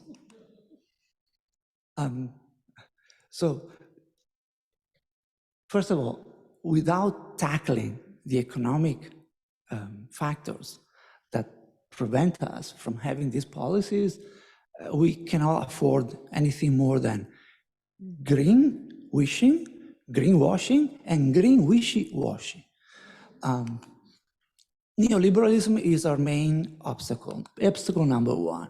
Neoliberalism is treated as a dirty word now in social sciences. Oh, don't talk about neoliberalism, such a dirty word. You know. Okay. Philip Mirowski, who is an historian writing about neoliberalism, he said that anytime he goes around talking about neoliberalism, he is met with some interesting reactions. Two types of reaction. Group reaction number one, neoliberalism is nothing more than a fever delusion of my Adler brain. Oh, okay. Reaction number two, neoliberalism is far too uneven and inconsistent to count as a serious analytical category, so just drop it. In reality, neoliberalism is an economic theory developed by the Mount Pelerin Society by some very influential, even very smart economists who championed ideas of free markets, free enterprise, and free trade in a very sophisticated and articulated way. Of course, their ideas and the actual political implementation of these ideas are two different scenarios, but yet leaders, charismatic leaders like Margaret Thatcher and Ronald Reagan are really being inspired by Hayek and Friedman. Like Lawrence Summers said here, despite the economist's reputation for never being able to agree on anything, there is a striking degree of unanimity in our advice. Privatization, stabilization, and liberalization must be completed as soon as possible. So it's the market. It's the idea that markets are the deepest expression of human nature. And so Reagan, one of the most important champions of neoliberalism, you know, before being a politician, he worked as an actor. And Gore Vidal, in fact, called him the acting president. He was famous for his jokes. And once I said, do you know what are the nine most feared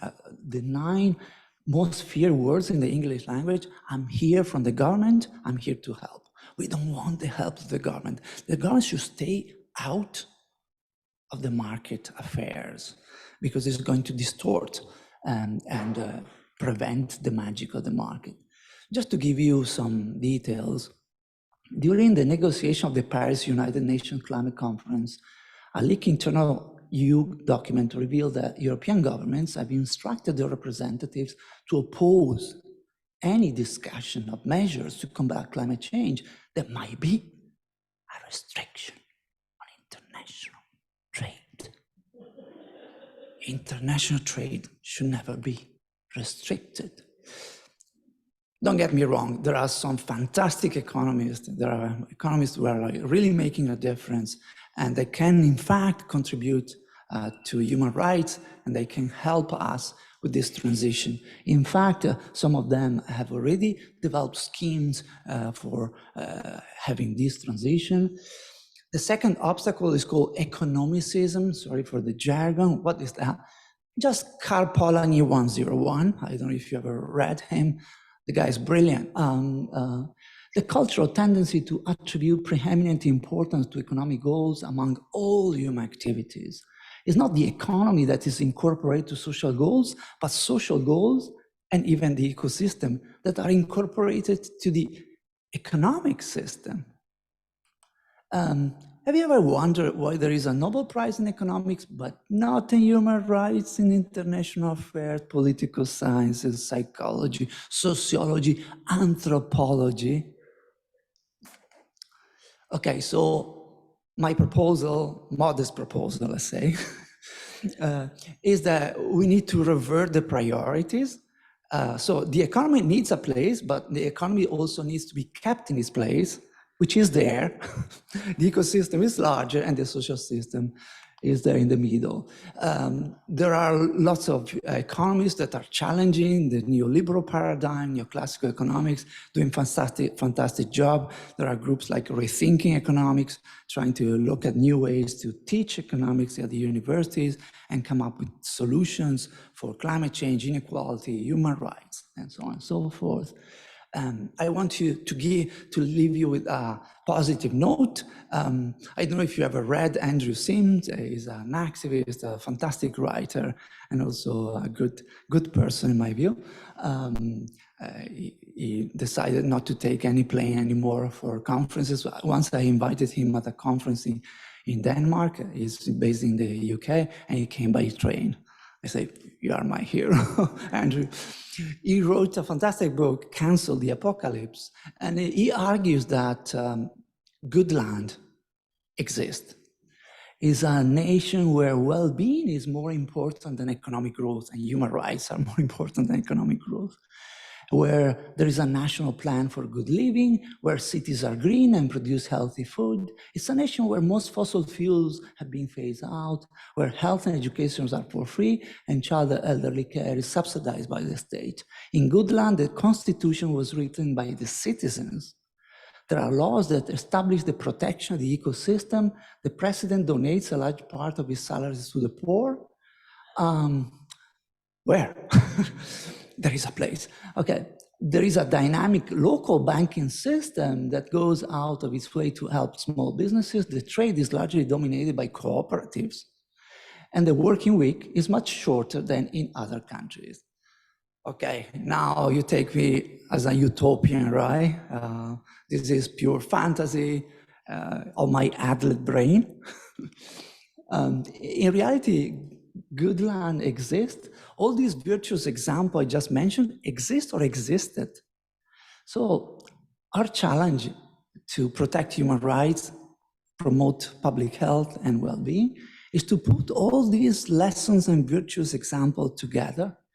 And I know it sounds utopian, but either we imagine a new future or our future will be unimaginable. Thank you so much.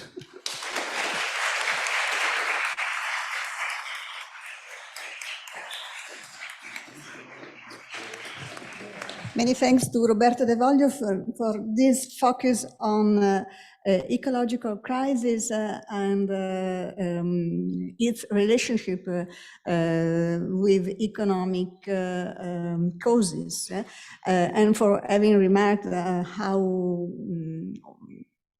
our societies have given a priority to the economic perspective, economic point of view, and for this hope he gave us by underlining that we have some virtuous examples of this new path able to overcome our economic failures.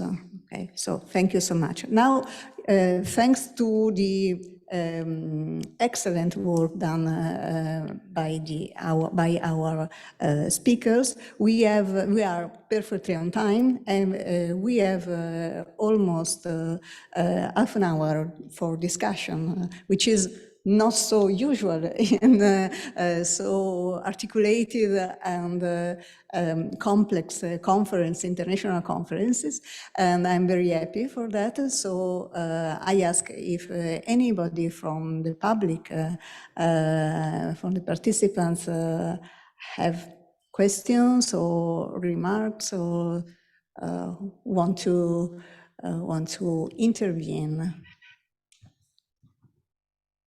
Is there any questions? Thank you. So please come here to speak to the microphone. Thank you.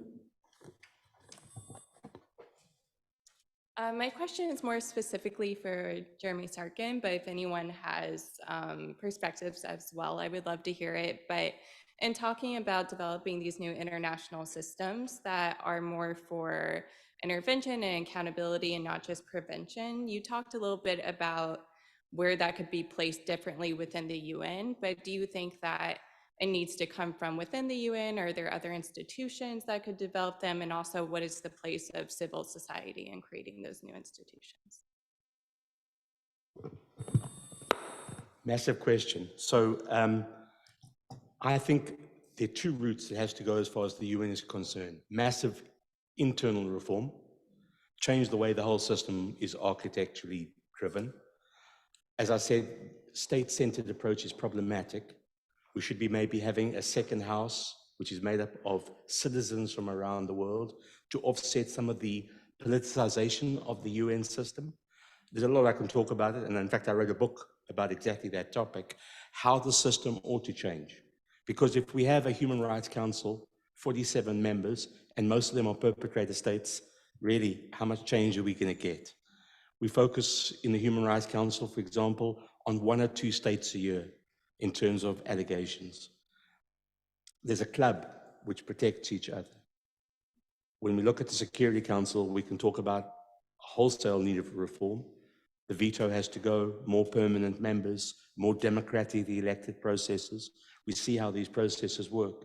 We talk about treaty bodies. Treaty bodies are highly politicized. The appointment process is often because certain states have certain seats which they demand on those treaty bodies. As I said, treaty bodies are often limited by the resources. They're part-time. We always worked for free. I haven't have a problem with it, but at the same time, if you don't pay, and you don't pay monkeys, you get peanuts, or vice versa. So how do we professionalize those processes? These institutions need more resources. The Secretary General ought to be elected in a much better way. There was supposed to be a woman Secretary General for the first time, never had one. The Secretary General was supposed to be from Eastern Europe, didn't happen. So the processes are deeply politicized. There are permanent 5 members who have seats, World Food Programme, IMF, World Bank, they all belong to certain countries. Deeply problematic. If we look at the International Court of Justice, I don't know if any of you saw, there were elections 2 or 3 days ago. First time since 1945 that Russia has not had a seat on the International Court of Justice. Hopefully, the countries that voted, in both the Security Council and the General Assembly, saw the vote in regard to the decision between Russia and Ukraine, which was handed down last year. 2 countries voted no in terms of the case that went forward. The Russian judge and the Chinese judge voted politically in terms of the particular outcome.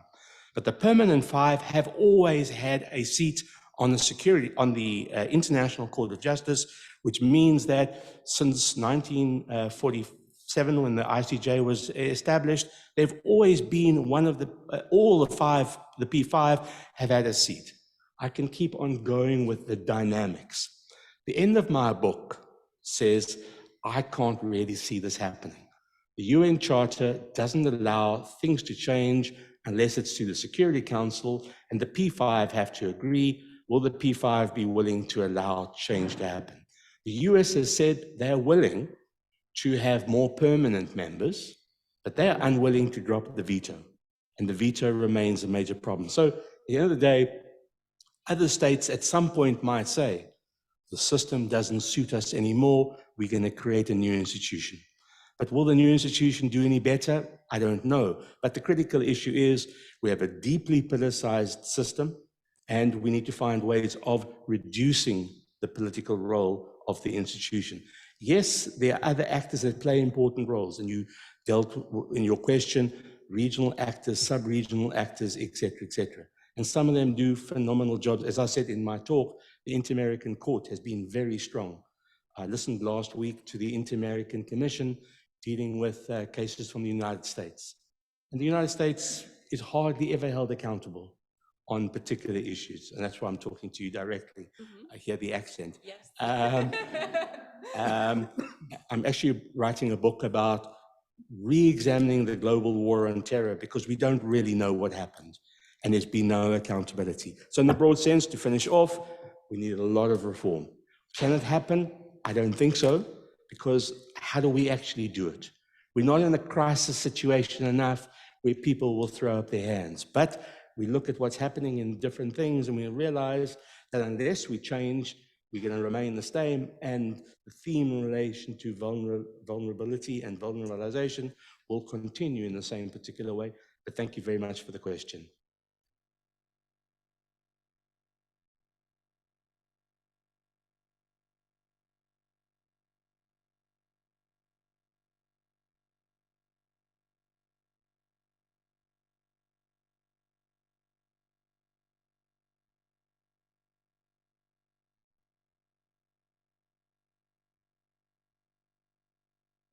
Maybe in the meantime, somebody else could think about some issues to raise. I wonder if I put the issue on the table, and I wonder if our speakers has an idea about their critical role of the notion of vulnerability. So exactly how this notion can play at a certain stages a deconstructive role in detecting human rights violations or in detective situation vulnerabilities, and how this deconstructive role can become critical with regard to institutions or to procedures, maybe more often. So it could be interesting to have some input from your strong experiences in different fields about the potential critical role of the notion of vulnerability towards legal procedures and institutions. So thank you. We could follow the presentation order, or maybe this question is more addressed to Maria Grazia Gianmarinaro and Jeremy Sarkin, but maybe if also Baldassare Pastore and Roberto Revoglio has something to add. So I will start from Maria Grazia if you want. So, thank you. No. You go. But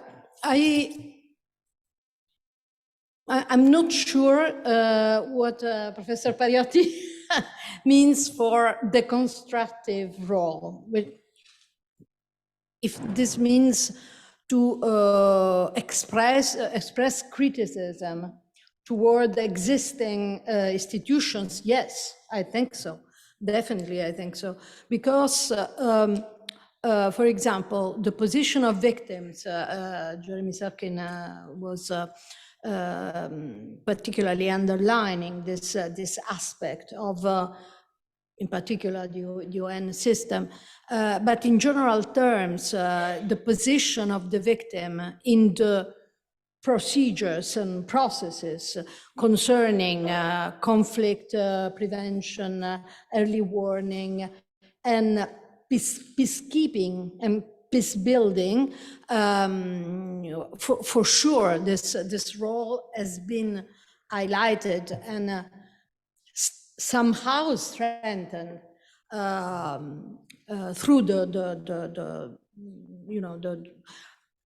not really the concept of vulnerability, but the observation that in such processes, the most fragile part of the population was completely forgotten. The resolution 1325 on women and peace particularly underlines these aspects. In fact, for example, it was very clear that the fact that women were not considered the combatants was a cause of marginalization in all the peacekeeping and peace building processes. The exchange weapons for food was completely discriminating women. Sexual violence borne by victims in many conflict and post-conflict situations has been at the attention of the International Criminal Court, which has played a major role in this field.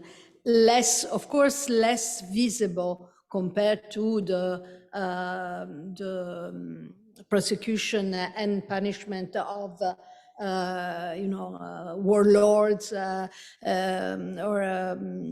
dictators, but very, very important and somehow effective, although in modest dimension. So I think that the concept has already expressed some positive outcomes, but also critical ones. For example, in my field, the field of trafficking in persons, but I would say in more general terms, labor exploitation, sexual exploitation, which is in fact the outcome of trafficking, in many countries give place to paternalistic and even authoritarian responses. It is very, very clear that in countries, in a number of countries, in a significant number of countries, victims of trafficking are detained as victims. Not only, of course, are they detained for being responsible of crimes that they have committed without free will. And in fact, the non-punishment principle of victims is the very least implemented provision in a number of instruments, including the Council of Europe Convention, not the protocol, but the Council of Europe Convention and the directive, the European directive on trafficking. Not only are they detained for being perpetrators, although involuntary perpetrators, but in some countries they are detained as victims because the justification is their protection from re-trafficking, from connections with the former exploiters, but in fact they are detained. And of course, even in more subtle ways, assistance in certain countries is shaped in a way which implies restrictions, important restriction, not necessarily in freedom of concerning freedom of movement. In other words, they are not detained, but they are deprived of personal autonomy, personal self-determination in a number of areas, including sexual and reproductive self-determination. So these concepts, if it is correctly understood, and I think that in this direction, the way to correctly understand vulnerability, as I said, is the social produced vulnerability, which is, of course, a matter of inequality. Of course, this concept can have an important critical role against what? Against another meaning of vulnerability, which has been misused by governments to justify restrictive policies in the field of migration and paternalistic policies in the field of assistance. And I'm very glad that in Italy, at least in Italy, the system that has been built around accompanying for the purpose of accompanying victims in their,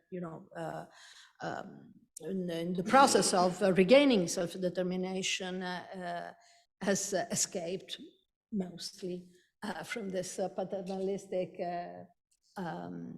trap. Thank you very much. There are a lot of things I want to say about this, but I'm not quite sure all the things I can say. The first is that I think there's a massive disconnect between theory and practice. So we talk about intersectionality, we talk about vulnerabilization, we talk about, the matrix of domination. We have all these theories, but often they don't come together, number one. So the theoretical framework is a mismatch in terms of how people understand the same thing often. The second thing is that, as you mentioned, the South African Constitutional Court, I'm actually South African, dealt with intersectionality for the first time. It's rare for the courts, generally around the world, to take up those issues. We've seen in the European Court some of those, but generally speaking, around the world, it hasn't been the same. The second thing is that I want to talk about is that the way we view certain things is through the lens in the way that we always have done. So I want to give example. Enforced disappearances, because as I was talking about it this morning, we view them as individual crimes. But generally speaking, if we think about it, the majority of people who enforcibly disappeared are those that belong to groups. They're targeted because they're a group fighting for some particular aspect.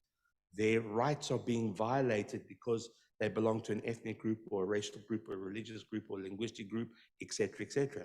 But still we see enforced disappearances as individuals. We don't apply it in the group context. However, when it comes to genocide, for example, we look at it through the lens of groups, not individuals. So we need to be wider in terms of how we understand these issues and how we can do much more in terms of taking those particular issues forward. So broadly, in terms of what I think is important, is for the theory to inform the practice and the practice to inform the theory, to make sure that we can actually deal with these issues in a much better way and that we can see results from the work over time. So what we've seen is tremendous amount of work since the 1980s, as you said, Kimberly Crenshaw, with the developing of intersectionality. And we've seen it applied largely as far as gender is concerned and race, but we haven't seen it gone very far. We're beginning to touch on it, Roberto, as far as environmental issues are concerned, but we're not doing it more broadly. So it's a question of really trying to integrate and trying to bring these issues together. Thank you very much.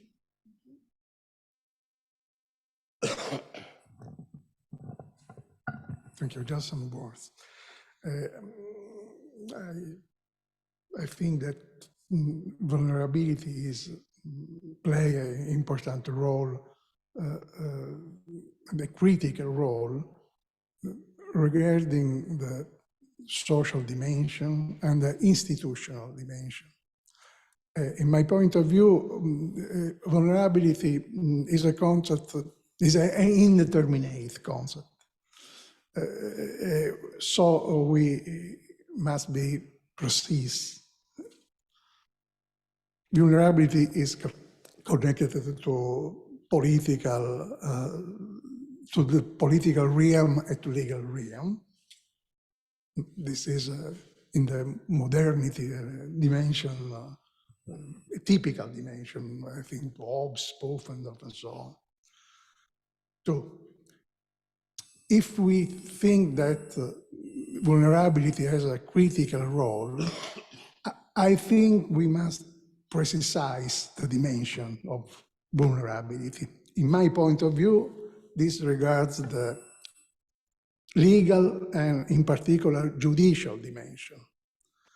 I think to activity of the European Court of Human Rights, who used the notion of vulnerability regarding the protection of the articles of the Convention.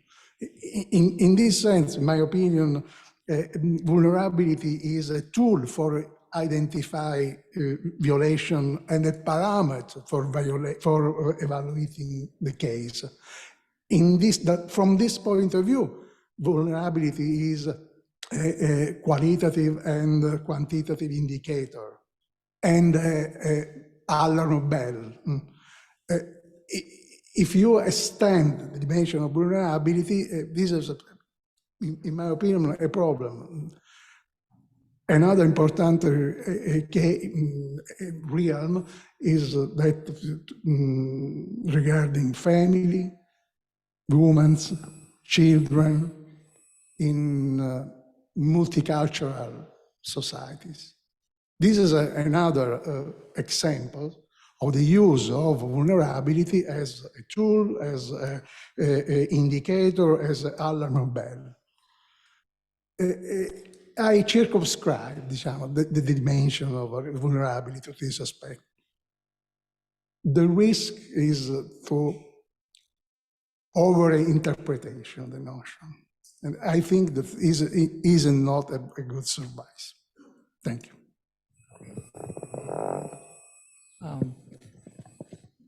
Maybe mine, it's a bit outside the scope of these questions, but thinking about keywords like vulnerability, I don't know, in a free association process, I thought about emotional vulnerability as well, especially of the young generations, and with this mounting eco-anxiety, the eco-reproductive concerns of young people, they start to decide not to have children because they don't want to put new creatures in a dangerous world. And the sense of betrayal that they feel from the adult world. So in this sense, I think about the constructive role and criticism toward existing institutions. But rather than targeting UN agencies that, with all inefficiencies and difficulties, have tried to champion some of these goals under attack by stronger nations and political forces, I think about the role of large fossil fuel industries like ExxonMobil or mass media like the Wall Street Journal, spreading misinformation, climate denialism for decades. Naomi Oreskes, in her book, Merchants of Doubt, make a clear picture of this. I think about neoliberal think tanks prioritizing free market and economic growth, finite planet fashion. So the idea also that we are all responsible for annual carbon emissions that has been debunked by the data I show should be equally treated as a potential misleading idea when we think about those groups that have championed policies that are increasing the chance of a climate catastrophe versus those groups who have tried their best to stop these policies.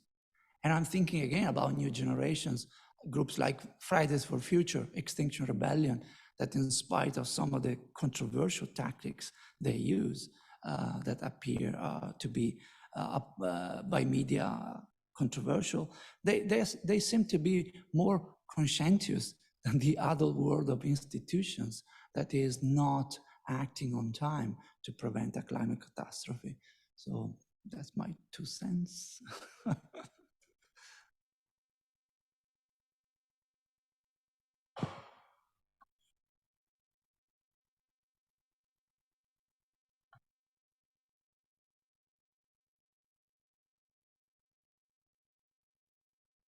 Hello, so I'm Irene Mioni, and like, in my opinion, like, the concept of vulnerability should be way broader than just focalizing in some areas, some groups, because, like, as Roberto said, De Vogli says, there are so many aspects in a daily life of common people that overlap ground of, not only ground of discrimination, but vulnerabilities. And it's not just in the war areas or in the in human trafficking, etc. But only also like looking around with my colleagues, and of course, like if we chose to study human rights, it's not because it's fun or it brings a lot of money. But also that, for example, is an issue. So like the concern of economical issues just going through the university, that for this field is fundamental, is already a big issue. And then it's a climate change, and that if you have disability, or if you're a woman, or if you already have experience in a violent context, or if you're a migrant or a minority, I think like really is hard to not find in a human being, to not find a vulnerability, and especially in this context. And my opinion, like that creates a lot of anger, and not only just as a student, but as an activist, because everything you said, every time you try to make people aware, then you get pushed, and like you get contestants mainly with fake news, and it can come from the frustration from the government, frustration from also institutions sometimes, also university, and all the things that has been created, and we have a lust-hated street, and we are not even allowed to be angry because like we have to use that anger to make a change, be activists, find strength. But then like the way to use that anger makes you even more anger, not considering all the vulnerabilities that people have on a daily basis. And we have to change the future, and how, but like we cannot create new institution. We need to use what is already existing because it's already too fragmented. It's really confusing. And this path, and I love human rights since I was 16, I chose this path, but I don't know, I really ask for some inspiration and motivation, and for now I just got more angry.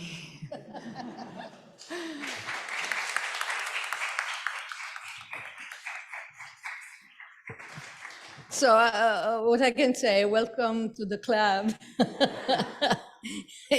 in the sense that, yeah. I don't know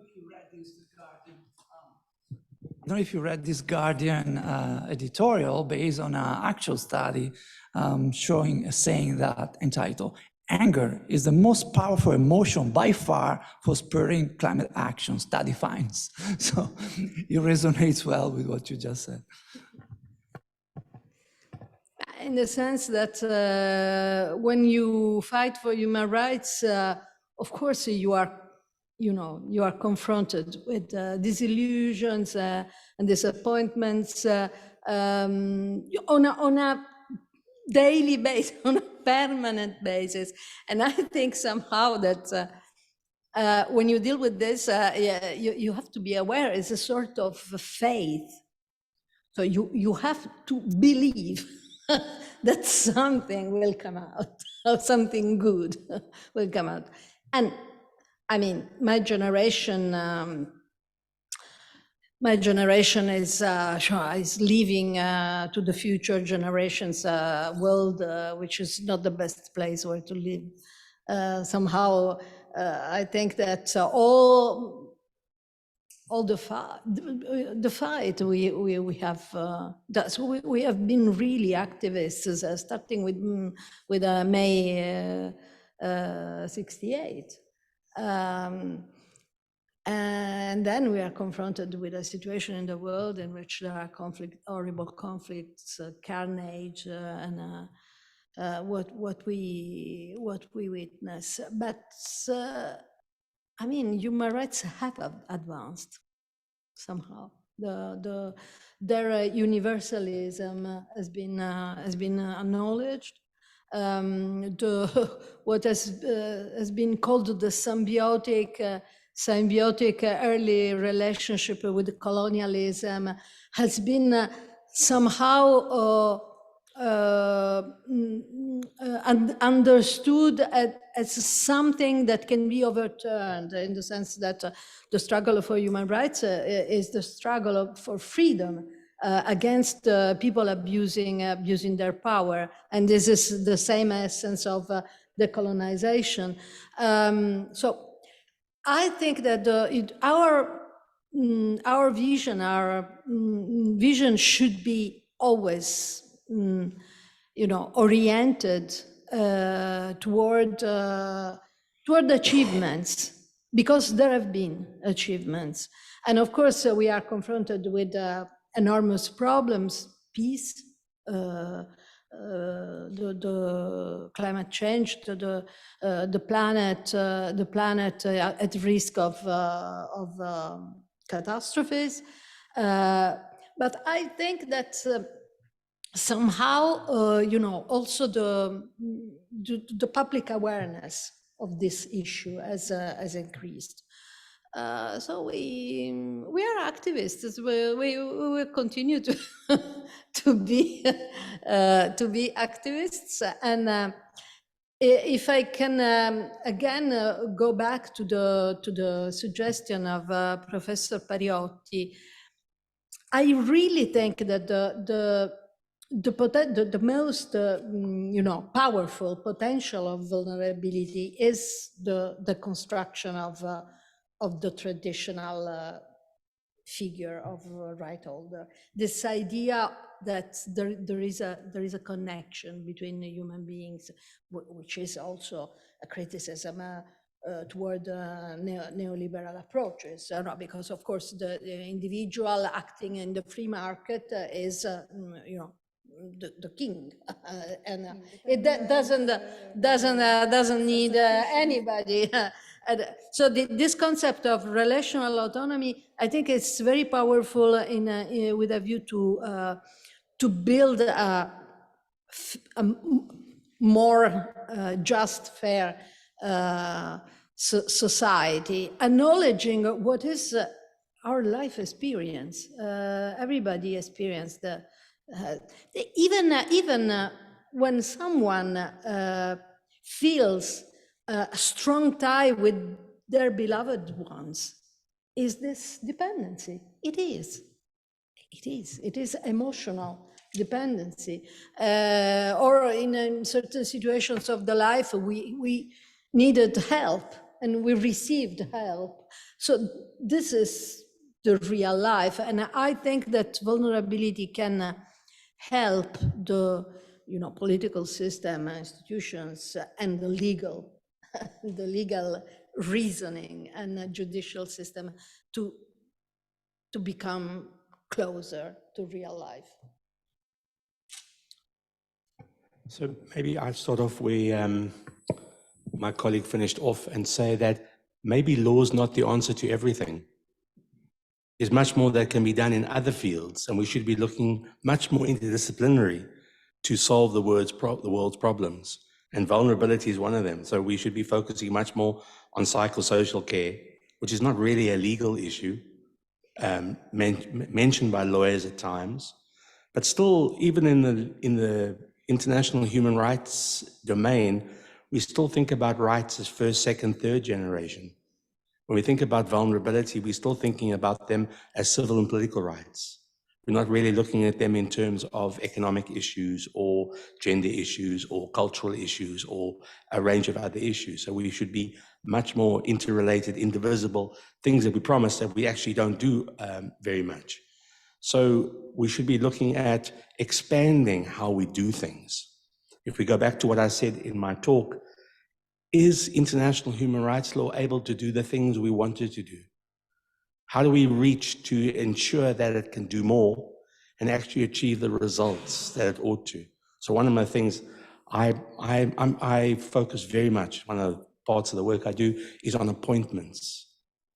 I think if we continue to appoint the same type of judges in countries around the world, and we do, if we look around the world, we appoint senior people from majority groups, mostly male, we're going to get the outcomes that we don't want. So fundamentally, we should be shifting our focus in terms of how we elect judges. Because we're never going to change who the judges are if we continue with the same process. And if we think our courts are central, then we need to find new ways of doing that. But it's not only true of the courts as well, it's also of our parliamentary processes, etc., etc. So we need to look at much more things than simply the laws and how we apply them and how we interpret them. Certainly we need to do that, and it's about who interprets, who is appointed to sit, how long do they sit for. Unfortunately, in the United States, life tenures is obviously deeply problematic. And you've seen the shift now in the United States to appoint the youngest possible conservative judges, so they'll be on the court for 40 years, which means no evolution. Short time periods. Look at what international courts, 9-year periods, and then you move on. No reappointments, creates more independence. There are many things that we can do to actually change how we address these issues of vulnerability in the wide sense. Law is not the answer. Law is a small part of the solution. But even what law can do needs to change to make sure it's more democratic. It's more about equality. It's more about fairness, etc., etc. But thank you very much for that.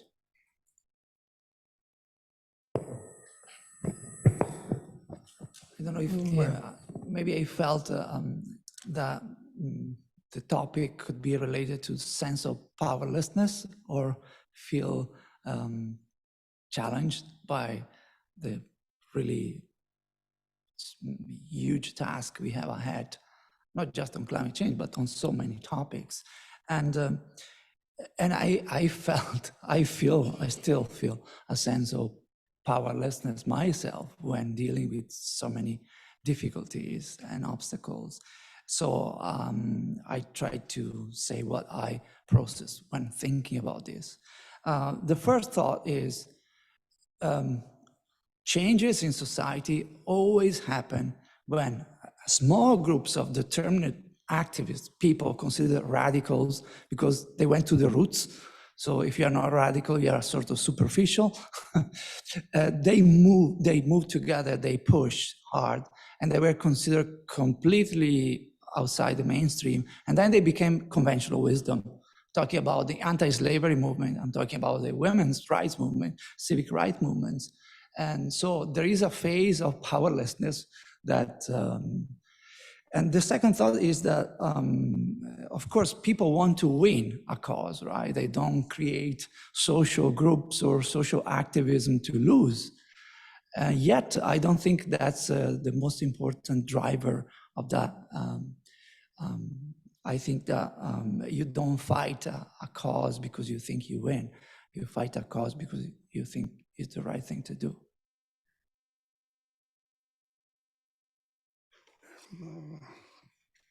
The struggle for human rights, in my opinion, is a never story. This is a fact connected to the human condition.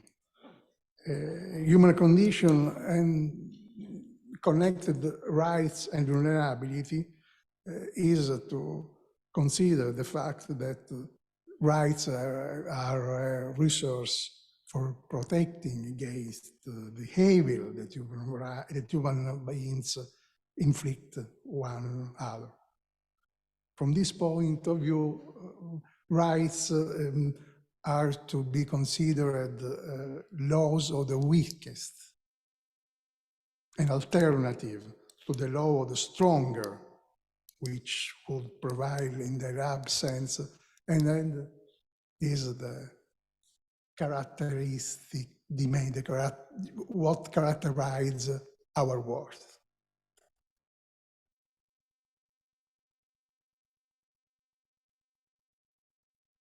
So much also for this questions and answer session, which has been very helpful to me, and I'm sure also for all the participants. So thank you, and see you on the parallel sessions in the afternoon and tomorrow morning for the second plenary session. Thank you to all the speakers. Thank you.